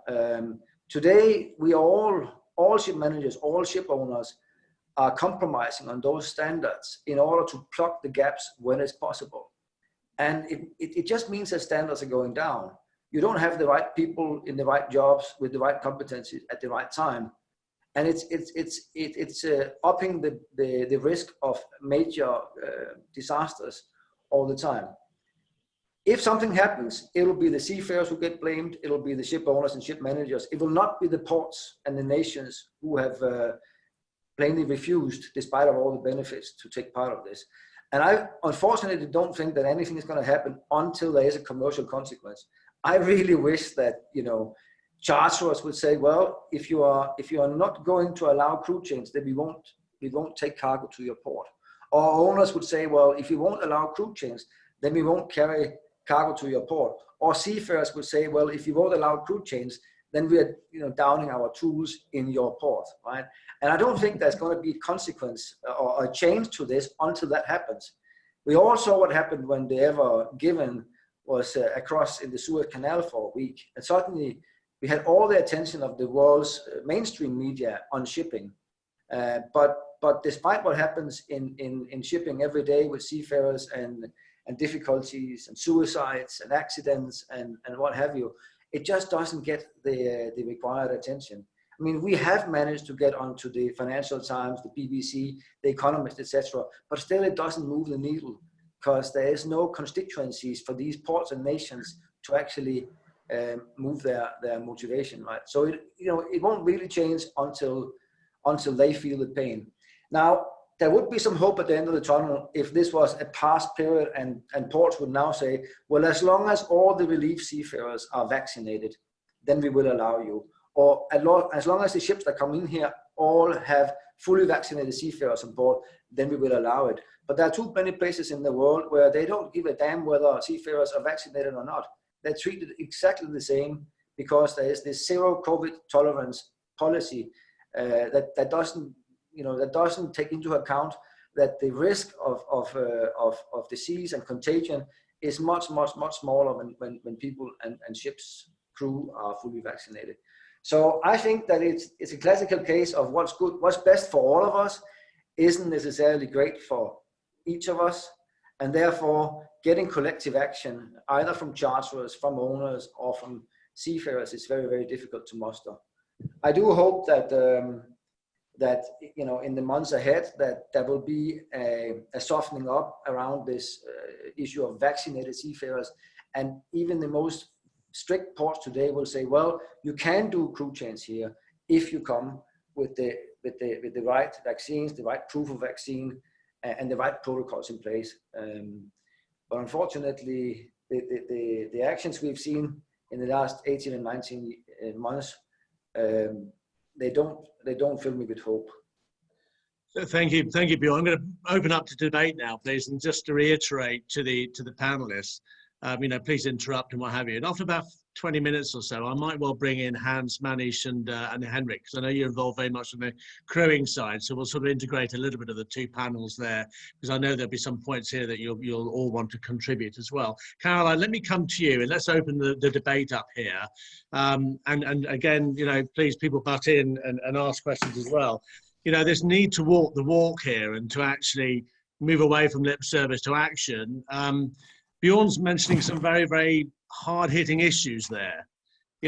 Seafarers refusing to get on the ship, charterers refusing to, use that vessel because they still haven't been able to change their crew. Is that the walk that we're talking about, that industry needs, that government needs, do you think? No, I disagree with that. I disagree with that. So I think that is not something that, at the risk of being generalizing, that's not something that an Asian culture would do. So I want to perhaps give a bit of a background that, maybe I share a personal anecdote that at the start of the pandemic in March of 2020, my daughter studying in England refused to come home. She was still in the midst of her studies. She was well settled. And I remember telling her, this is war with an unknown enemy. You have to come home. When there's war, you need to come home because that's where you will be protected.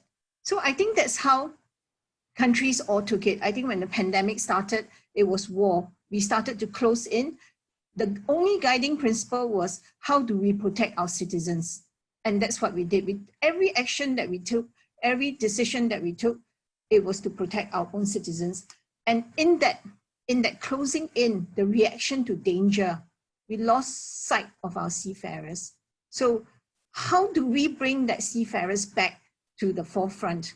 And I think in Singapore, at least, we really believe in engagement. So it was the time where you saw the government, you saw the industry, you saw the unions all coming together to see how we can do crew change and how do we do vaccinations for our seafarers. We, as an industry, for me, as I told the government and the unions, I will always push my agenda. And I know you have your issues, but I'm in no position to empathize. I will just push my agenda and I will continue to engage. I will continue to push. And if I move an inch, I will ask for another inch. And that's what we're trying to do. I think having strikes and having to stop is not something that we advocate. Yeah. Can I just offer something?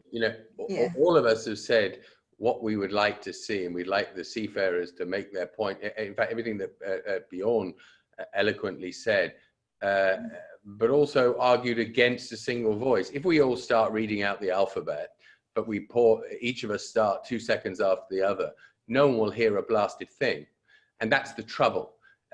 Each and every one of us, each and every organization can push its own agenda. The ITF can push the crew benefits and rights till the cows come home. But alone, amongst all the other voices, it won't get heard. Now, the only argument that I hear against a single voice in shipping is that, Phil said, there's too much of the nitty gritty. There's too much of the fine detail. Small chemical tanker owners have their individual needs, etc. That's just an issue of collation. Collating all of those individual opinions and presenting them to the correct subcommittees to be worked on. All of us work for large organizations and manage to collate thousands of different opinions on a day-by-day basis. We can damn well collate the opinions of a few industry bodies and present them and articulate them to the respective governments. And if one voice in shipping says to Singapore or says to another government, do you know what, this is unacceptable, and if you don't do something about it, we're going to take this to the highest level and we're going to broadcast it at the highest level and there will be consequences, then I'm sure any recipient of that will act, because it's a collective, forceful voice. And it may be on the macro level as opposed to the micro level. And at the micro level, the individual chemical tankers' interests are being worked in the various subcommittees properly and diligently, etc. But on the macro level, we need a voice, and we haven't got it. And everybody who talks against it, I'm afraid, is just simply not sustainable as an argument against that single voice, because we wouldn't have half the problems we have with our dear seafarers if we had that single voice talking to the government. And all of us profess to care, and as we do, about our seafarers, but we're not willing to take this one step and actually muscle up and do something about it. Caroline, let me bring you in on that just to respond to that. And then I'll go to Olaf, and then I want to get Bjorn Hodgkar's view again on this. But Caroline, response on that. Yeah, just on this panel alone, you have Bjorn, who have a very different viewpoint from me. Yeah, and I really appreciate the ideal of a single voice. I think if we have one single voice, that will work. But I'm just thinking the different blocks have different pace of advancement, different pace at where we are in the industry, and different cultures, different blocks have different views on how we need to move things. And can your single voice say to represent my voice?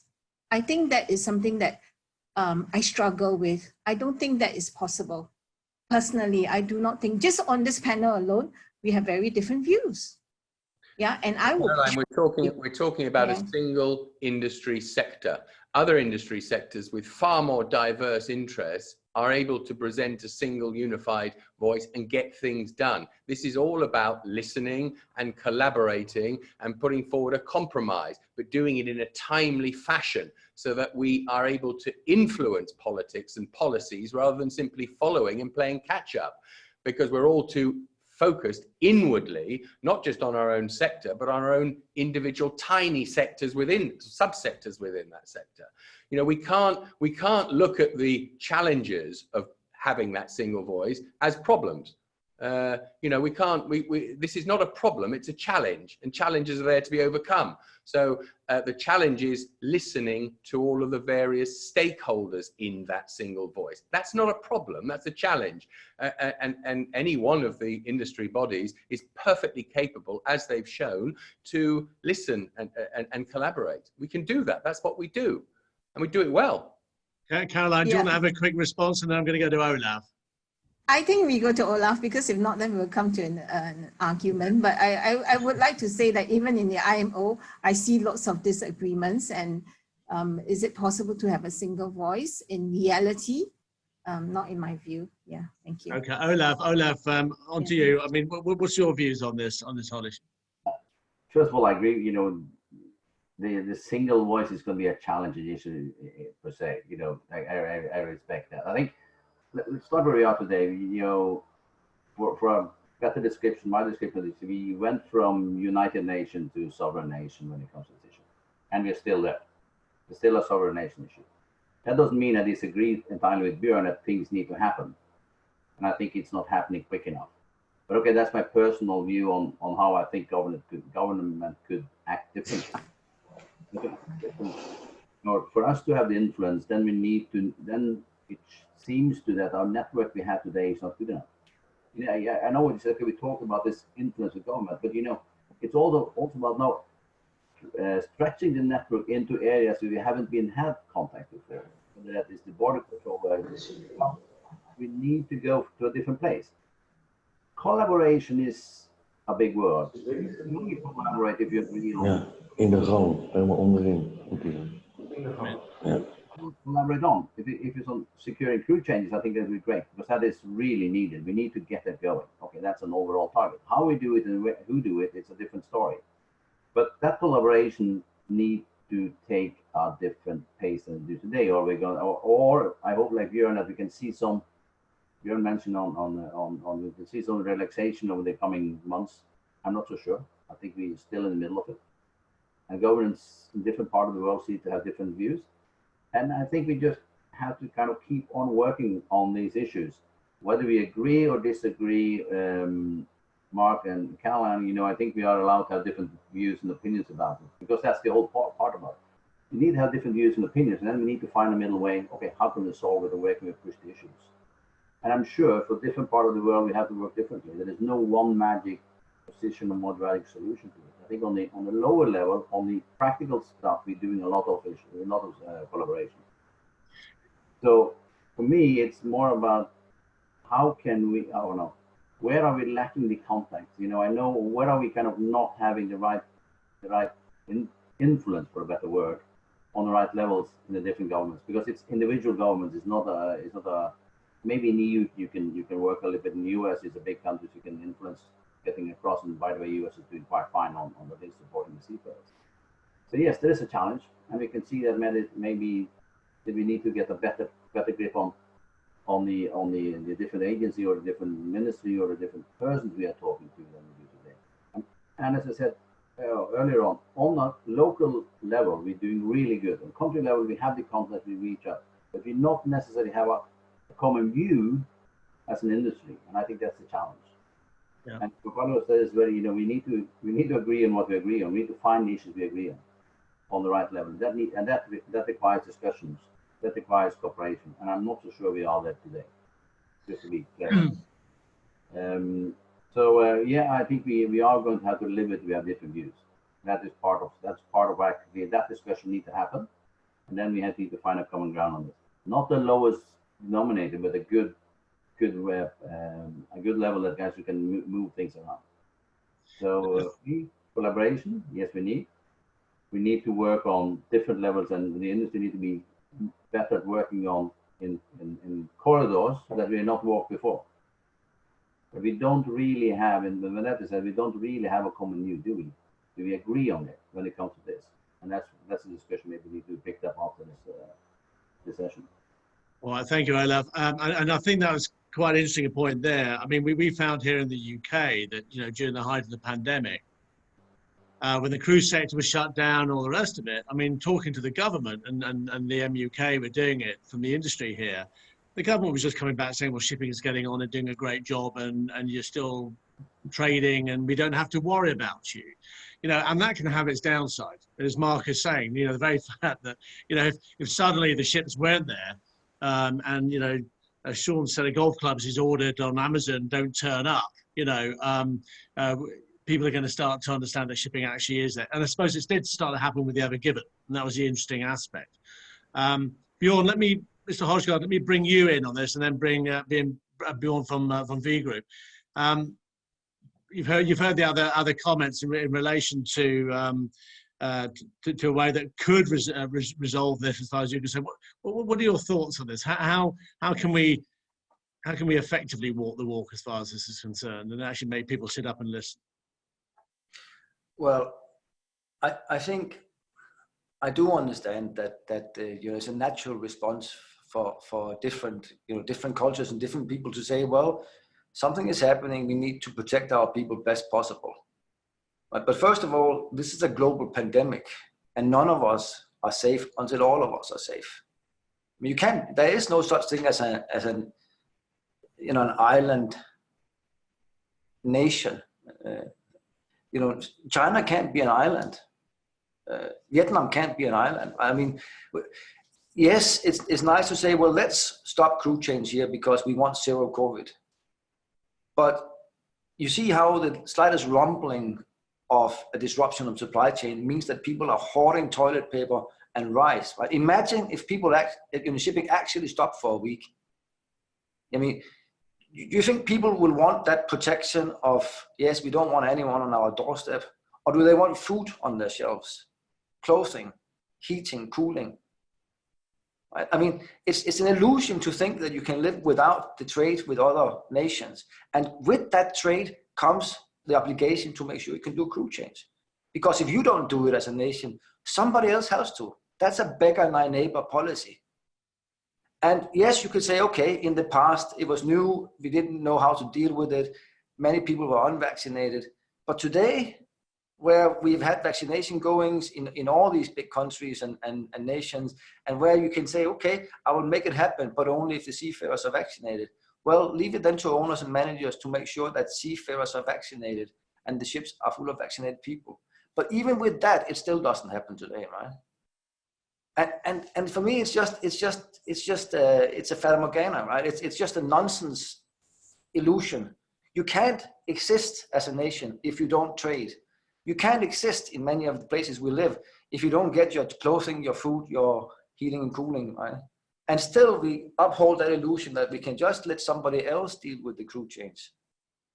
So as again, what I said is what's best for all of us is that we get back to a sense of normalcy as fast as possible. Everyone wants seafarers to be moving, and it doesn't help that one little port opens up, because then that becomes the sort of single place for all the crew change in one region of the world, and that's obviously not going to work either. So everyone has to take their fair share, and doing it together. It's all this about I'll just close my eyes and I can do it with impunity because my constituencies don't really care because they don't understand the issue. And for some reason, we don't, as an industry, we are unable to make the public at large understand the issue. And therefore, we have no voice. We have no real hammer to hammer with, right? We just shout in the wool. But I think the argument has always been that shipping doesn't generate votes. Bjorn said everyone has to do their fair share, and sorry to keep banging this drum, but I'm going to. When the ITF, probably about 8 or 9 months ago, encouraged all seafarers who were over 12 or 13 months to go on strike, I remember everybody rounded on ITF, poor old Steve Cotton, and said, how dare you do this? We've got our owners, our charterers screaming at us, etc. And there was a fast sort of backpedaling and explanation. This was all of us who profess to have our seafarers, our wonderful seafarers, at the forefronts of our minds and attentions. Why? Because we were all being beaten up by our clients, by our owners, by our charterers. If charterers, to take Bjorn's example, said, you know what, we're not, some of the biggest charterers, some of the biggest commodity traders, we're not going to ship coal into these ports because these ports don't allow crew rotations or don't allow Indian crew or whatever else, then those charterers, those commodity traders would lose massively. And nobody here in this room, in this school of adults, is willing to put their head above the parapet and say, do you know what, I'll take this step and I'll leave, because quite rightly, that would be a commercial disaster. That's why one voice works, because that one voice can, and everybody else can sit behind that one voice and say, we're all doing this together, as Bjorn said. And on macro issues, on issues like not admitting Indian seafarers or not allowing certain vessels to come in because that one voice can stick its head above the parapet and also require the broad church below it to comply with anonymity. And we need anonymity because sometimes the unpopular things put us into the spotlight that we don't necessarily want, or it's not good for business. So I think even if it's on the macro issues, it is important to have. Mr. Sprotter, can I get your comments on this? I mean, just an illustration just before we move on. I'm sitting over today. It's the parliamentary election day today. I can tell you, shipping is not on the agenda for this. It's pretty clear we're not reaching. This was important if they thought that the border. Yeah, and by the way, we also know it has the most stringent border control in Europe, I think. And shipping is not on the agenda. I just so we have some work to do cut out for us. So just as an illustration of today. Okay, thank you, Olaf. Bjorn. Olaf, if I can take you up on that one, the question is, why haven't we as an industry managed to get on that agenda? And of course, I've been following what all the other panelists have been saying, and it's to me, it's quite disappointing that as an industry, we haven't managed to move anywhere actually. I mean, 18 months ago, we started to get into quick actions and we did a couple of things and we managed things and we kept the ships trading. But we haven't really moved the needle. Remember a year ago, there was a lot of noise in the industry around the preparation for the Christmas season, where particularly the Filipino seafarers are scared. A year later, the same question. So the question is also really, isn't there any commonality amongst them? Because all of us are saying trade needs to continue going. All of us say there's something we need to do for the seafarers. Is that any commonality? I think there is a certain commonality. We may have different levels of depth into that, but I believe there is a commonality. The crew changes is one thing. I think there's an even far more worrying thing, beyond particularly to your passion about seafarers, and I think I very much share that, having been a seafarer myself. I've seen lots of cases where seafarers had an urgent need for medical treatment. We haven't been able to give it to them the way we should have. Thankfully, we have managed somehow, all of us, I think, in this room, but we haven't done well as an industry, certainly not. And that's something that's extremely worrying. And that's such a small thing, we might think. But if we have ships sitting somewhere and the seafarers can't get the basic treatments, not even to speak about the crisis and emergency treatments, that's extremely worrying to me. That's something that we have to form a better common view on. And somehow I feel as an industry, we are now at a stage when I just hear what has all just been said, one from an outside could say, this looks a little bit like helpless. So what's next? What are we doing? And certainly we must not give up on this. Will a common voice help? Will we be able to form a common voice? Can we do more? We have been talking about resolutions. We have the key workers and all of that, but somehow it hasn't moved the needle. So my big question in this forum here is, what is really next?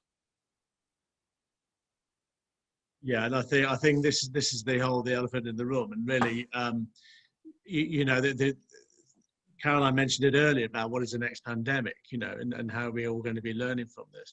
I'm actually going to ask Manish and Henrik to actually maybe come in and join the debate now, and also Hans as well, because we're sort of merging a little bit the two panels here, because we are talking a lot more about the seafarers as well, which is excellent.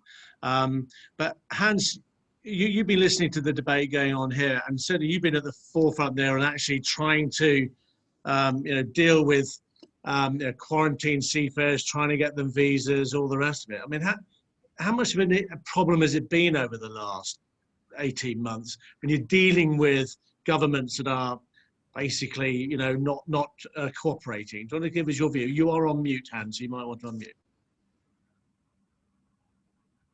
You're on mute, Hans. You want to unmute?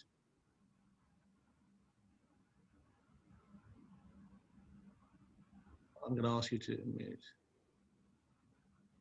Can you hear me now? Yeah, perfect. Just a minute. If you can unmute, do it again. Okay. There we go. Yes. Yeah, perfect. Okay. No, we had a lesson already, a small. Yeah, it's not a pandemic. We had this on Iceland a few years ago, that we had that the planes also could not fly with this. What was it in Iceland?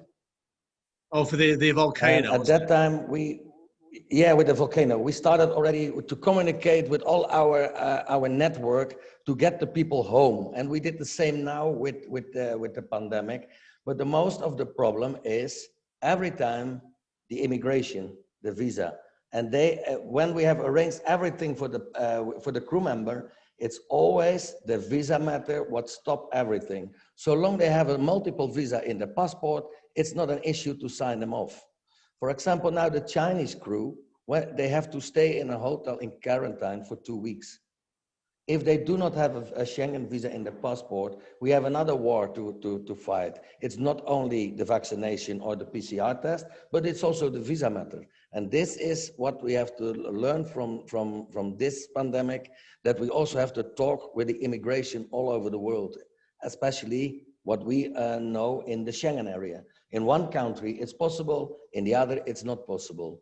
And it's not only the PCR of the vaccination. But in the Netherlands, for example, we can sign off everybody. It doesn't matter which nationality. Right, right. Okay. Henrik, give me your perspectives here, because I mean, you've been dealing with moving Ukrainian and Far East, Eastern European seafarers throughout this pandemic, but also this whole issue of vaccinations being crucial on top of your list of priorities, isn't it? Oh, you're on mute, Henrik. I've done mute. So, hello, good day, everybody. Yeah, I mean, we have been through the same as has already been described here, I think, yeah. And well, moving the seafarers in Asia today, it's practically not possible, yeah.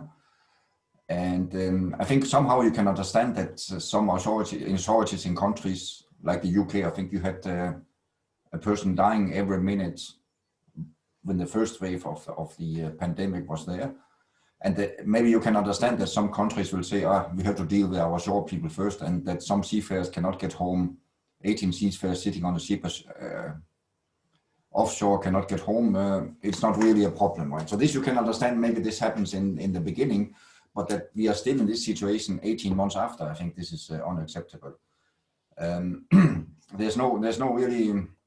It's difficult to say there's a solution to it, because we are talking here about a lot of one voice. I think that's a great idea, but really the industry is really diversified here, and not in the professional way, but with different owners. I mean, ship being owned by somebody in London, financed by somebody in Singapore, managed from somebody in Hong Kong, the crew on board from Ukraine. So it's so diversified, right? I think it's difficult to get one voice together. And maybe we are also suffering from this crisis here, that why we don't have one voice, because many of us, or many ship owners, many charters and so on, actually like to operate below the radar here for various reasons. And we are not very visible. I was just thinking now, when all this discussion was going on here, what would have happened? Most ships are registered in offshore places, yeah. But maybe also why we don't have one voice and we were not visible here is that what would happen if all these ships sitting around Europe here were actually not registered in Panama or Marshall Islands or some places, but really registered under UK flag, yeah, and the crew manager was sitting in London and so on. So also I think it's missing in this one voice debate here, where were the flag states? I mean, one problem maybe also we have that some of our flag states, without stepping anybody's toes now, is that some of our flag states are not actually states, right? They are businesses somehow, and they don't have a big diplomatic representation around the world who can go and knock on the door. When somebody cannot sign off in Germany, they can go and knock on the door. So you see, we have a ship sitting here with 20 people on board. They need medical care and have to sign off. And that part maybe was missing, yeah, in this. So about vaccinations, yeah, this is of course a thing where we are behind. Everybody is behind with this, I guess. But I think it's as vaccines are becoming more and more available in general around the world, I think that problem only need time to be solved now. You cannot vaccinate all people in the Philippines in one day, yeah, and also not in Eastern Europe. So I think that we will see being solved during the next 6-12 months, I guess. Mark, can I bring you in on just the point there that Henrik was making there about the sort of one voice in the flag station? I think it was interesting. I remember chairing a debate about 10 years ago at CMA, and we had all the ship owner organizations, and one of the ship owners said, if we were inventing shipping for the first time, the last thing we'd do is design something that looks like a brick that's going to be pushing so much water that it becomes inefficient. And I think when you look at, what Henrik is saying there, when you've got flag states and you've got, open registries and national flags and all the rest of it, that's a very, very, very valid point, Henrik. Are we getting to the point where having to completely reinvent shipping because we have what we have in shipping and the way it works and it operates? But then you have now a new set of arguments and issues that we need to rectify there that you're talking about as far as this one voice is concerned. Do you want to sort of elaborate a little bit on that? Yeah, look, no one is against, diversity of interests and diversity of opinions. In quite the reverse, that's what makes our industry as rich and dynamic and as inventive as it is. And shipping, we've got to remember, when you look back in history, shipping was the start of international relations. Shipping was the start of international law. Contract law is all shipping law. We always had the mandate to be the proactive sector. We always led from the front. It's only the past 60, 70 years that we've led from the back. When you look at the whole ESG debate, there's no intelligence in that debate, and we should be bringing that intelligence into that debate. In the last introductory part of this seminar, we said, look, rather than all of us jumping on the political bandwagon and saying, let's make greener ships that burn hydrogen, that use hydrogen in conjunction with electricity, etc., etc. Why not? And I think I'm stealing the emperor's clothes here, because this was Bjorn's argument a while ago. Why not run the existing fleet to an older age, slower, burning low sulfur fuel, with all of the wonderful technologies that the next 10 years will bring, with battery packs for the last 10 kilometers into port and the first 10 kilometers out of port, and actually convince the world, convince other industry sectors that we're a bunch of mature adults who actually think long term and that they can invest in our industry, rather than every time Greta Thunberg says jump, we ask how high. Why not say, well, perhaps is skipping good enough, or is something else good enough? And let's use that great ideas and absolutely right moral side of the line, but in an intelligent way. We have such diverse, creative, intelligent people in this industry. And at the moment, it's just background fuzz noise, because all of us are trying to talk at the same time.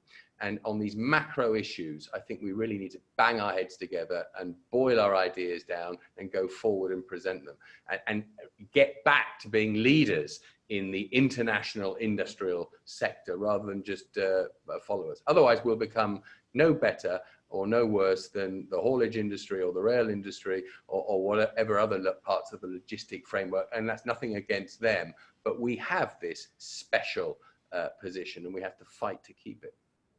Manish, let me bring you in on your views on this whole issue here, because I mean, this whole issue of ESG, and the S being social, being the seafarer and the shore-based staff and what have you, and actually there's some elements that say that is the most important element of the E and the G, really. Let me get your views on this before, and then we'll also weave in the elements of the second panel in a second. But give me on the general debate here about the way forward as far as shipping is concerned. What is your views and your comments? Maybe if I start by kind of starting up the debate a little bit further on one voice or multiple voice, because I think that feeds also into the way that we manage the ESG agenda. I think the seafarers are expecting us to organize ourselves into one voice. Seafarers, if there are seafarers dialed into this seminar, I think they will be disappointed at our inability to organize ourselves in one voice. One voice doesn't mean one opinion. Very clearly, we have multiple opinions, and because of that, we need one forum. Because the problem with the industry, and to Mark's point about why has it become inefficient in the last several decades, is because we just have got too many special interest groups. When it matters to ESG, when it matters to some of the things that we are debating here, it doesn't matter what nationality the seafarer is from. It doesn't matter what tonnage they're working on. The common factors really, permeate through. So I hope that we can, as kind of senior members of our community, organize ourselves into one forum so that we can approach the political bodies and create the will and the response. On the ESG agenda, look, I think I was looking at the kind of investment that has gone into green tech. and into, billions of dollars have been poured into new propulsion, into new coating, new technology, delivering 5% better, greener performance. But really, it's right down to the skill of the person in charge of the operation, and we don't see that investment going in anywhere at that kind of level. So I feel the ESG agenda as well requires us to self-organize and move ahead. And I think there are some times, I can see also on the chat, that every time a bold action is proposed, we almost worry too much about, oh, disruptive action will have legal and insurance implications. Of course it will.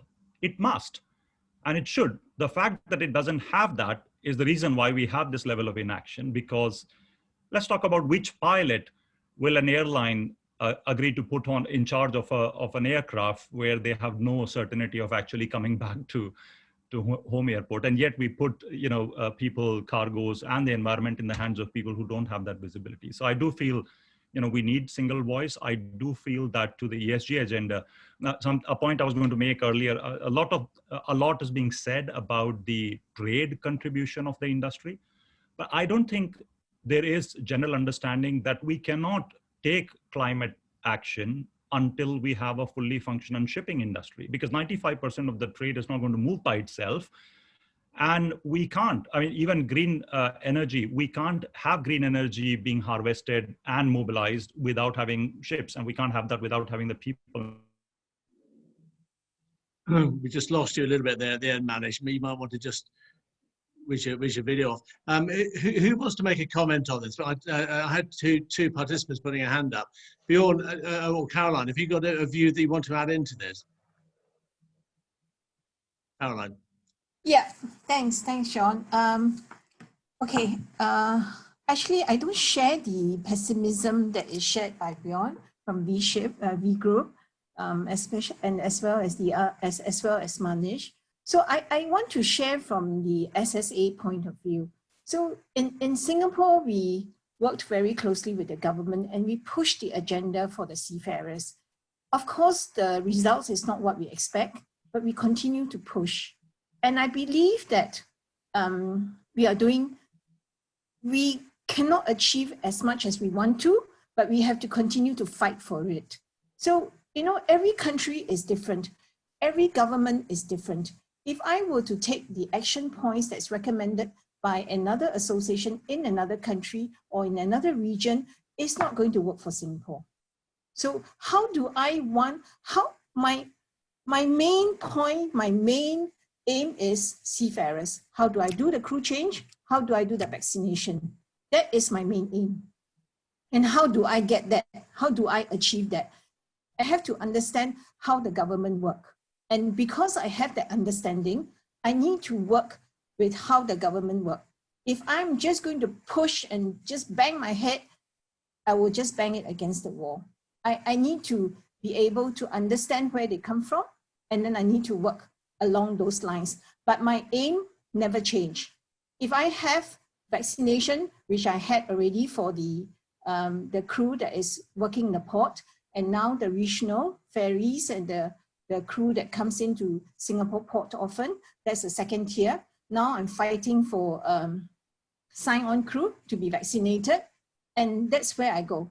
I will always continue to push. And I think we are doing what we can for the seafarers. I think all the other associations are doing that as well. I think the regional associations are doing that. So I don't share the pessimism that some of you have. I believe that the ICS is doing what they can, and they have the support of all the associations and all the other international organizations. But perhaps because of the public health risks and because of the individual countries, we are not able to move as fast as we can. And what we're trying to do is, if you accept that the seafarers are frontliners, you will do all that you can to make it happen. And that's something that we want to push. So I don't share that pessimism. And I don't think that our seafarers should be disappointed in us, because we have done and we continue to do.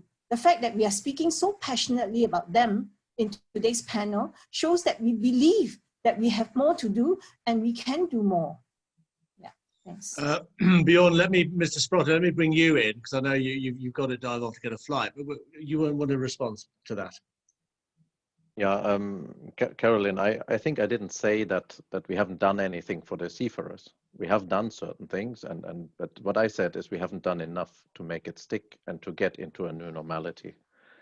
And I certainly don't want to bring the whole discussion back to the seafarers. I think we still have a very hard time with them. And also when I said there's probably a small light at the end of the tunnel, I mean that there's a certain confidence momentum building up that we will at a point in time get out of this pandemic. However, if I go a bit around, and at least in Europe, if you start to travel a little bit, I'm not saying this gives the most comfort to everyone, etc. But if I see airline crew going in and out hotels as in normal times, that's worrying that our seafarers are not to the same level. That is the reality that I see here in Europe. And I know Asia is very different, and I fully appreciate that. And I'm very concerned about Asia in that respect. But somehow we need to move further. We cannot say we have done something and it's stabilizing and now we can just keep it here. I really just think we need to do much more. We need to get our crews to the same level. Obviously, airlines have done something different, that they can move their people around more freely. And I took the liberty to speak to some of the airline crew just last week in Copenhagen. And very interestingly, they said when they go in and out countries, they just like normal. And that's very strange to me that seafarers are not on the same level. With that, Sean, unfortunately I have to go, but thank you for inviting me and thank you for a good discussion. Thank you very much, Bjorn, and safe flight. Thank you very much. I just wanted to bring in a couple of questions that have been coming through. We've got a question here from Ludmilla to Caroline saying, crew changes in Singapore are getting more and more complicated. Could you advise if there's a chance to make them easier in the near future? You're on, that's it, Yeah, Sean, sorry, I missed the second part of the question. Could you advise if there's a chance to make crew changes easier? Are you easing and simplifying the situation? Unfortunately, I don't have a good answer to that at the moment. The issue is very complex. The crew change is what it is today. We are really trying to simplify, streamline. It's something that we continue to engage with the government. But at the moment, that's not going to happen, especially we are seeing increasing numbers now in the hospitals, as well as in the ICU. So that actually worries me. Yeah, but we believe that, again, as I said, my underlying premise is that the seafarers are frontliners. If you treat them as such, you will take the actions necessary to do the crew change. So as far as I'm concerned, the protocols are the ones that I'm willing to work with. I will work with the more stringent protocols as long as you give me the number for crew change. So that's what that's actually my aim. I want to increase the number of crew change. With the protocols, I want to work with it and see how we can engage the government to streamline that. Yeah. Okay. So actually, I also want to bring up the point on ESG, because I do share the view that ESG is an area that affects shipping deeply. And with decarbonization and net zero by 2050 is something that the industry can bring forth its voice. And I do think that in that sense, the single voice, which I still have doubt, but actually I do want to thank Mark, because I'm going to think more deeply into that, about the single voice, and is that something that we can work on the ESG side? Yeah, thank you. Okay, Bjorn, Mr. Hodgson, I want to bring your sort of views in on all this. I mean, we've covering quite a lot of ground on all of this.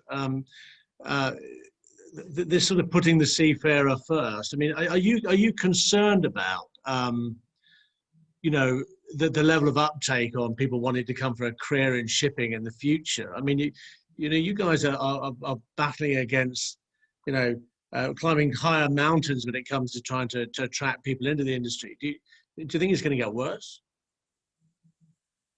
Yeah, as I sort of alluded to, you know, the way the life of a seafarer is today, I think it's going to be harder and harder to attract the right caliber. I think you can always find bodies, but we don't need bodies. We need, people with skills and attitude, right?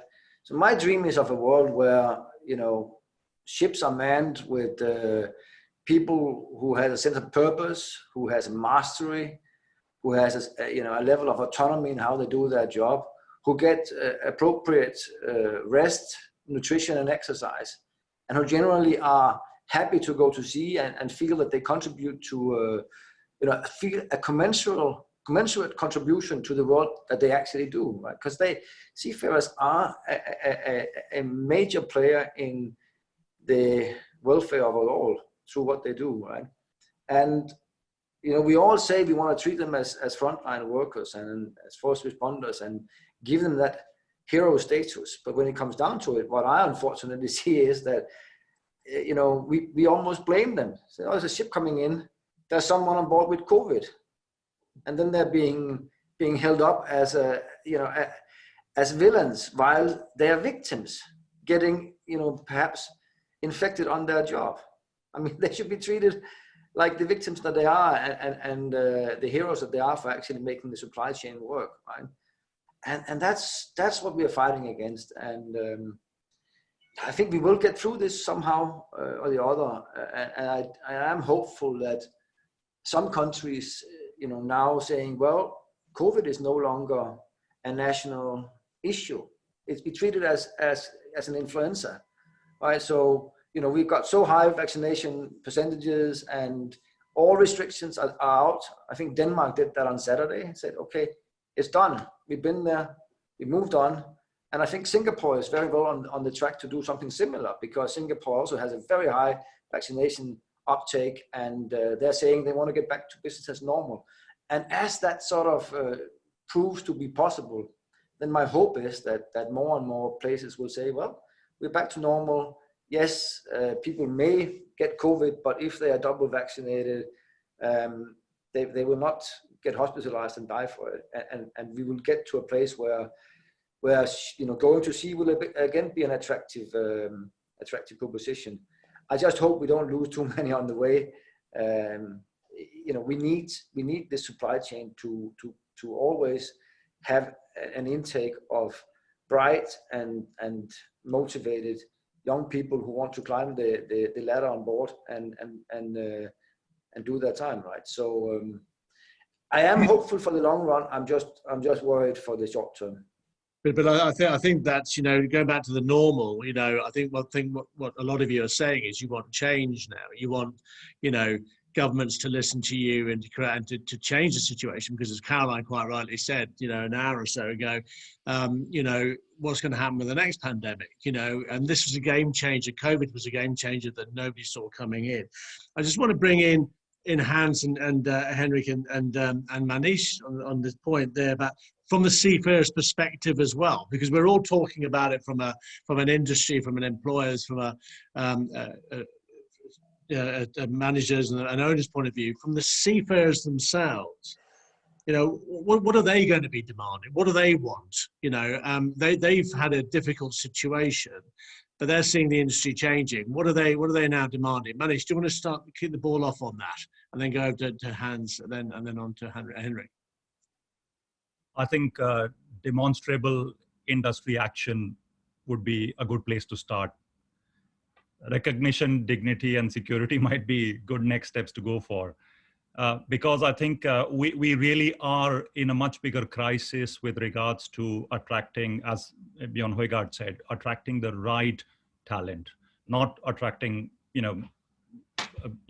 warm bodies really, but attracting the right talent. Because I do feel that some of the things that we've been talking about over the last hour and a half are mere symptoms of larger issues to come through. So at the risk of sounding alarmistic, in a way that we talk about climate change and we look at floods and heat waves and forest fires and say, oh God, kind of climate change coming. These are modest symptoms of bigger inherent issues coming in the future. In the same way, if we are creating such an adverse picture for the industry, we are experiencing a lot of attrition of high quality, well-trained, well-experienced people.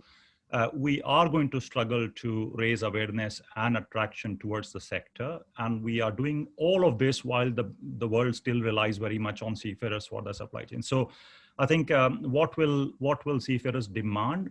I'm a third generation seafarer. So I've seen, some of the symptoms I've seen through the generations, my grandfathers, my fathers, my own, being at sea. Some of the things that we are debating today were taken for granted when I was a kid or when I was a seafarer. The CDC had some teeth. As you were a seafarer with a CDC, and you could get places. People respect. Nobody needed the IMO to accord us a key worker status. The world looked at us as key workers. Then a CDC, that would be a nice place to start. Give us a document that actually has got teeth. What is the point of putting key workers if I can't be treated as a key worker? Today, would you treat a doctor moving to a crisis zone in the same way as you're treating a seafarer going to take a ship from point A to point B? So I think that will be a good place to start. Manning levels have got to increase, particularly at the junior roles and the trainees, because we will see attrition in the industry, and we need to over-recruit to allow for that attrition. Seafarers will want a different work-life balance, particularly coming out of the current crisis, and they would want that kind of balance. So I feel, look, far more actively engaged panelists on the discussion here, but I think that would be a good place to start, having given back some demonstrable action that we something as basic as a seafarer kind of passport status, or bring back some of the things that we had as a CDC anyway. Okay. Olaf, before I bring you in, I know that Caroline, you've got to go in about 3 or 4 minutes. Do you want to just add anything before you have to leave? No, thank you for having me. It has been a very interesting discussion. A lot of food for thought, and yeah, thank you. Yeah. Well, thank you very much indeed for your participation today, as always, Caroline. Olaf, you had your hand up, and then I'm going to go to Hans and then on to Henrik. Yeah. Just a comment on the whole discussion here. I think, when it comes to COVID, it's something that we have to learn to live with. And we also need to recognize and respect that countries are at a different level of how they manage the whole COVID situation with hospitalization and all that. So we can't bypass that. That's part of the game. I do see, and I hope kind of that over the months to come, that there will be some easing of the possibility for people to travel across borders, meaning including particularly for seafarers. I think we have a possibility, and it seems to be on the right track. And it's not accelerating. It's not on the level we would like to be, and we haven't progressed too far. We haven't progressed where we want to be. But at least there seems to be a possibility that as vaccination rates goes up, that this is the approach countries are taking. This journey, that reminded us about the Denmark opening up. I'm not so sure, let's see how that works. UK is opening up as well. The other part, I think, is, on the bigger issue, whether it's about decarbonization, is a kind of a topic, back again to the one voice thing. That's a place where we are struggling, and it's going to be tension on that. And it requires some cooperation in the industry across the all sectors, including the ports, including the national governments, and we will see different solutions for different challenges. Maybe regional wise, maybe trade wise, line of business versus trampers and all that. But I don't think we should lose sight of that, because that is maybe in the longer term, or it isn't, or maybe it's the most important issue for us to deal with. So now we need to use and take the learning from COVID. How can we better at this? I heard about the COP, and of course the roundtable is, I guess, it's doing a fine job. I do say myself, what is the position of the industry? And how is that debate created so we can actually have a saying on it? I just kind of want to put that on the table here. As where I'm sitting as a shipman in Singapore, being part of this association, I have a glimpse of it, but I don't see there is a real discussion on it amongst the industry players. So kind of, because I participate in different forums, so there are room for improvement to create that common issues. And that was that part of it. So we shouldn't forget it. In the challenge we have with COVID, the collaboration, there is a need for collaboration. But if we're going to collaborate, we also need what is the specific is. it's not we're just cooperating. We just not necessarily bring too much what I called with maybe not having the same kind of commitment on it. So I think we, as an industry, yeah, we're doing reasonably well on quite a few of this, but on the bigger scales, I don't think we are. With this decarbonization, I don't think we are where we should be. Fantastic that we participate in COP26 in Glasgow. That's excellent. Put our voice forward, but there are more to be done on this. And I'm sure we will have a lot of discussion among ourselves on the crew changes we go within the seafarers as essential workers and how that can be done. And as Mr. Singh said about the passport, the work-life balance, both on shore and both on board and on shore is going to be an important part of the future. I think that we're going to see a different fabric giving us a couple of years ahead. On work, on the balance, the kind of seafarers, the training, thinking contracts, the length of contract, how we're going to manage all that. I think that's going to be different 2 to 3 years from now. Thank you. No, thank you for that, Ola. Thank you. And I know, Bjorn, I think you've got to dive off in a second anyway as well. So have you got any sort of closing comments? I'm then going to go on to Hans and Henrik, but any closing comments? Only a heartfelt thank you to you, Sean, and to the other panelists here. It's been very interesting. I appreciate being part of it. And as Caroline said, some food for thought. Thank you. Absolute pleasure. Absolute pleasure. Hans, let me bring you in on this. I mean, this whole issue about the seafarers and what do you think they're going to be demanding out of all of this? Because they have been at the forefront.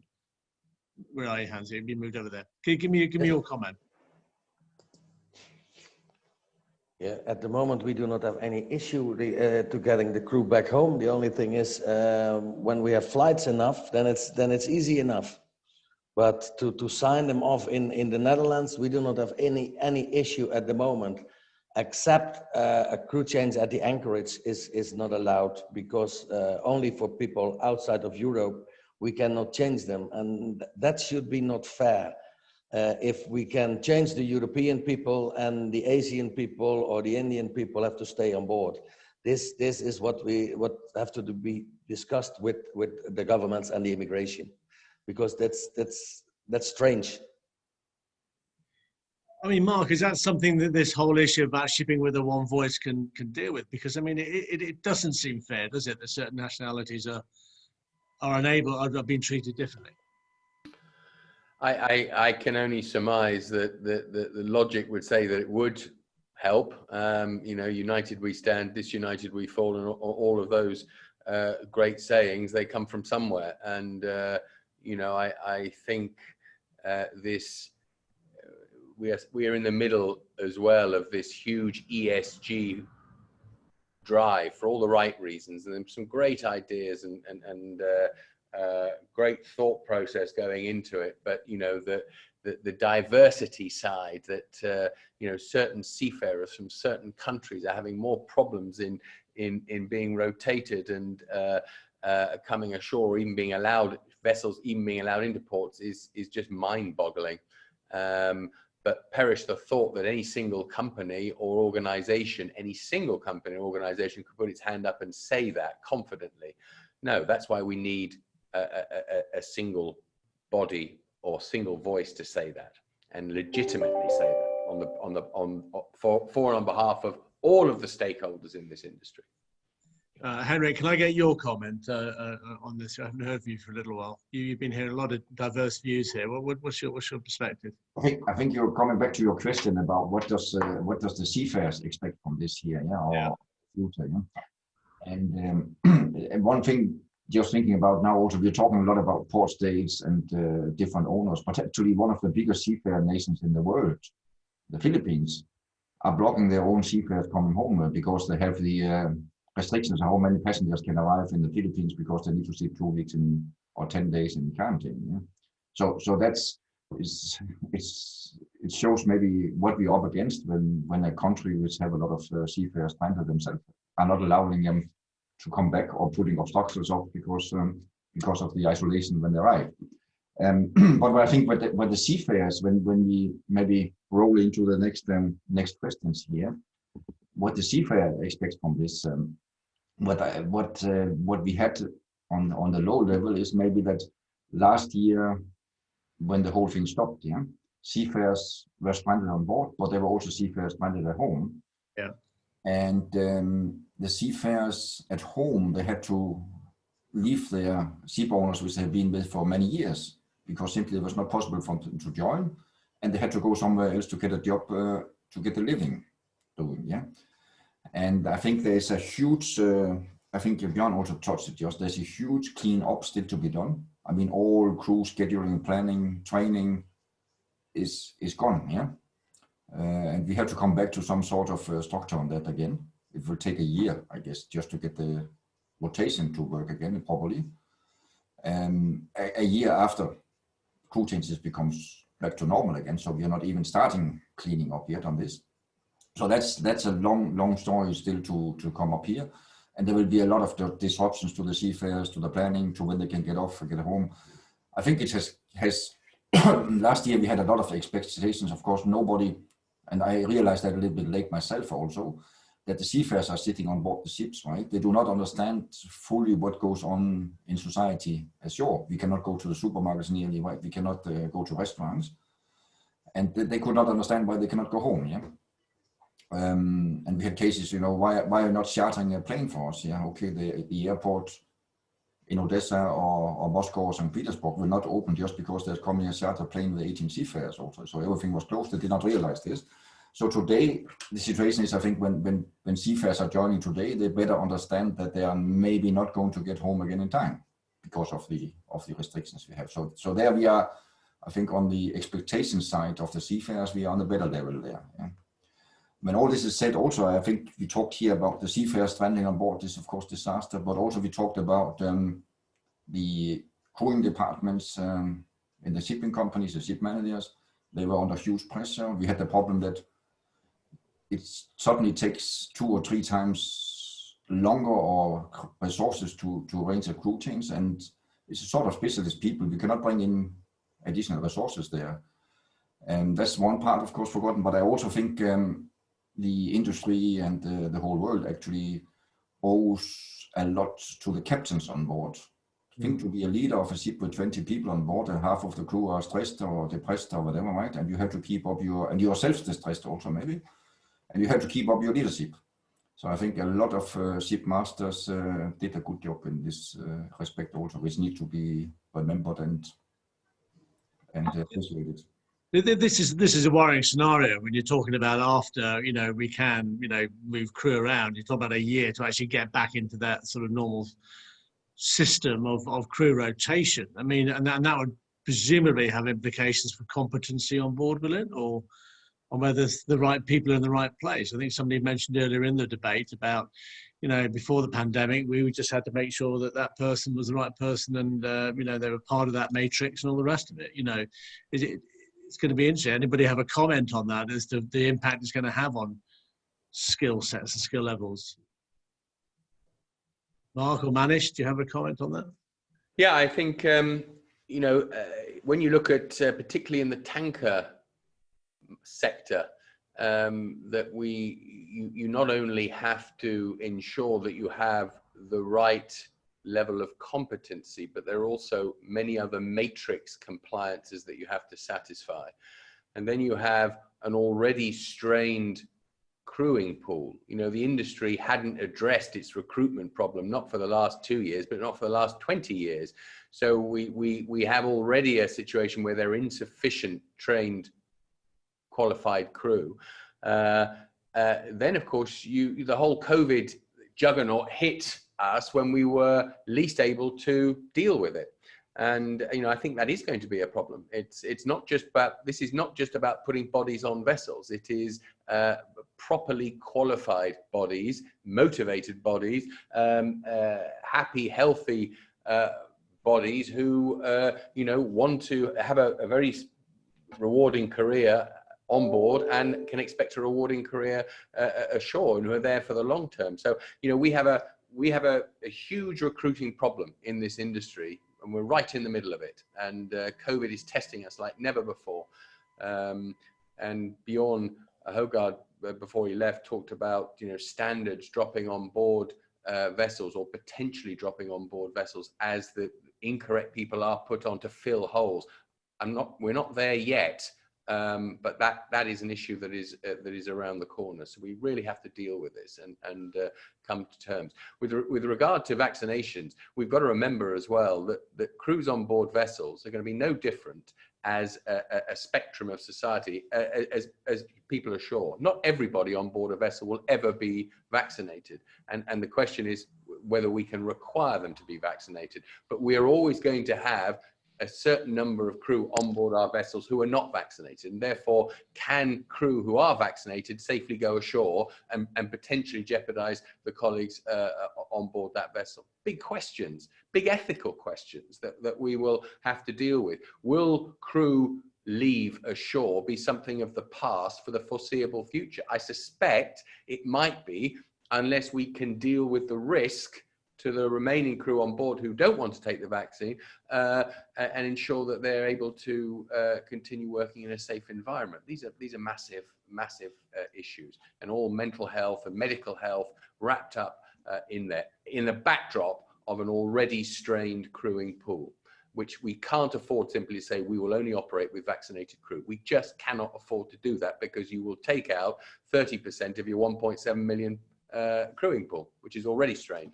You know, go figure. We can't do it. Manish, give me some powerful comments there, Mark. Manish, give me your comments on this. This is interesting. Yeah, again, first of all, I think the route to the new normal, I don't think that's a one-year journey. I think we are fooling ourselves if we feel that is going to be such a binary shift. You know, the 1 year, I don't even think that the logistics are going to correct within the next 1 year. I think it's a much more permanent and long-standing change that the industry has to embrace. So the seafarer on board, I think the traditional wisdom is accumulation of. So Mark started to talk about things like the experience matrix and, you know, experience in rank, experience ship type, experience with managers, and we are going to erode fairly substantially on the accumulated experience base. You know, people are leaving. And it will take quite a bit of time to replenish that, and that replenishment will happen in different ways. So I think that's number one. I think we need, as an industry, to just wake up to the time frames that we are talking about, because otherwise we are just fooling ourselves that it is as tactical as we feel it will be. Number two, having the crew present and having the competent crew present is one thing, but again, we talk a lot about the mental impact, the behavioral impact. When the seafarer bring their not just their competence, but also their presence, their mental well-being, their motivation, I suppose Mark alluded to, I think that has taken a dent, and we need to think about how do we rebuild that. And I think for some time we will have disruptions in crew rotation, and it might not be universal. It might be a couple of colleagues in a complement of 20. But when you have got such a small population on board, a couple of colleagues who are significantly overdue will have an overall impact on the shipboard team as a whole. So I think we need to think about beyond just getting the competent people on board. We need to think about the behavioral aspects of what, you know, it should not come as no surprise when we see the number of accidents that are being reported in the last several months. And that, I think we just need to think about the behavioral aspects that will come about. So I'm afraid it's a longer road to recovery. It will require us to look at shipboard competence in a very different way than what we have been doing the last several years. And then the accumulation of time, I think, again, has got to be reformatted. Thank you, Manish. We're just in the last couple of minutes that we've got. I think we've got George, our friend George Hoyt would like to ask a question. I'm assuming you're still there, George. Just a second.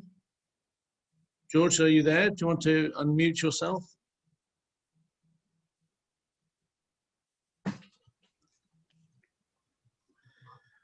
Hi, it's George Hoyt. Can you hear me? Yeah, we can hear you, George. Oh, aloha. Thanks for the comments. I believe that we do need to look at some type of unity for the seafarers and raising that. And we have to take into consideration that this is going to marathon, and programs like Mark is very familiar with, the Adopt a Ship with the Cyprus Shipping Chamber and things like that can be very effective in terms of the way the Cypriots perceive seafarers coming into port and other things. So these are programs that are out there, and we need to focus very, very strongly on solutions and not be treating symptoms. And these programs are free. Adopt a Ship is just one of them, but it is endorsed by United Nations. IMO Secretary General has been in the Cyprus Shipping Chamber since 2006. By the end of 2019, we had over 40,000 children participating in this. I've got schools waiting to participate. I don't have any seafarers to talk to them. All it is the program we have there. It's one email a week for 10 weeks, free. But if we don't make this effort to increase the awareness, everyone talks about this. When I was in Singapore trying to go into this, they said, sorry, you're with maritime. You're one of 26 other sectors. What are you giving us? This is what banking is giving us. This is what IT is giving us, all these other things. So we're competing against other sectors and we're not united to go. So that one voice, that one thing we have, if we don't all have to think we're starting from scratch, if there was a depository with someone trusted, like Sean, for instance, who's has a vested interest in anything like that, that could actually help other countries with a data bank that others would share with it, then we could start up and go, like the Cyprus Shipping Chamber was so kind to let us use the Adopt a Ship format, then adjust it for India, the Philippines, Poland, and things like that. And Intermanager did take it with Kuba Szymanski and get it running in Poland. But these are the type of things we can't all start from the beginning. It's too big of a hurdle. And we don't George, what's your question? George, what's the question here? Do you want to get to the number thing?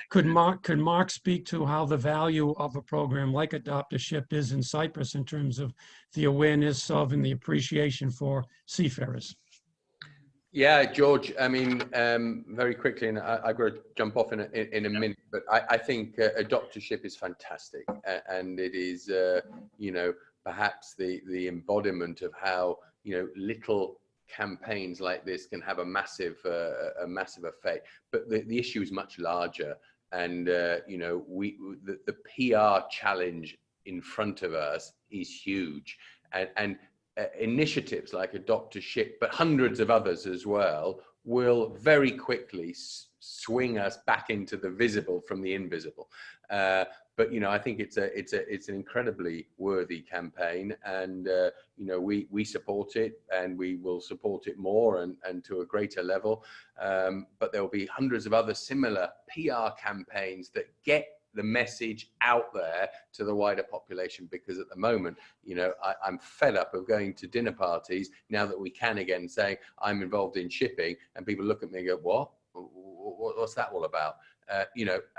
When you get answers like that to the shipping industry, something is radically wrong and something needs to change, and we can change it, but we have to do it together at a macro powerful level.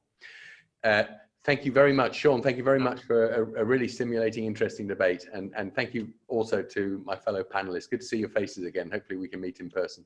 Take care. Thank you very much. Well, I think really, thanks, Mark. And I think it sort of brings the debate to an end, really. We've been at it for nearly 3 hours. And I'd like to sort of congratulate the panelists for their for sticking with it, actually. There's been a lot of good debate, a lot of good commentary going on. As I said, and I'd like to also thank the delegates, the participants, the attendees who've been coming in and firing their questions over to us as well. But a big thanks also to Hans and the team there at Bowers Cruise Services for supporting the event today. We can't do that without that support as well. So thank you very much, Hans, for that. Appreciate that. As I said, the debate has been filmed, and it will be on the Shipmanagement International website as well as on the LSW website and the portal. And then we'll also be covering it in the next issue of Shipmanagement International. I feel very, very honoured and privileged to sort of share a podium with all of you. I thoroughly feed off your knowledge and your expertise, and certainly feel that a debate like we've had for the last 3 hours has been exceptional, and for that I thank you. I'd also like to thank the team back in Elaborate for helping to put all of this together. They've worked very, very hard as all of them have done for ISSS as well as LRSW. So thanks to my colleagues back in Buckinghamshire for putting this together as well. So without any further ado, thank you very much indeed, panelists, and to delegates as well. And we look forward to welcoming you at the next ISSS, and enjoy the rest of London International Shipping Week. Thank you very much. Thank you.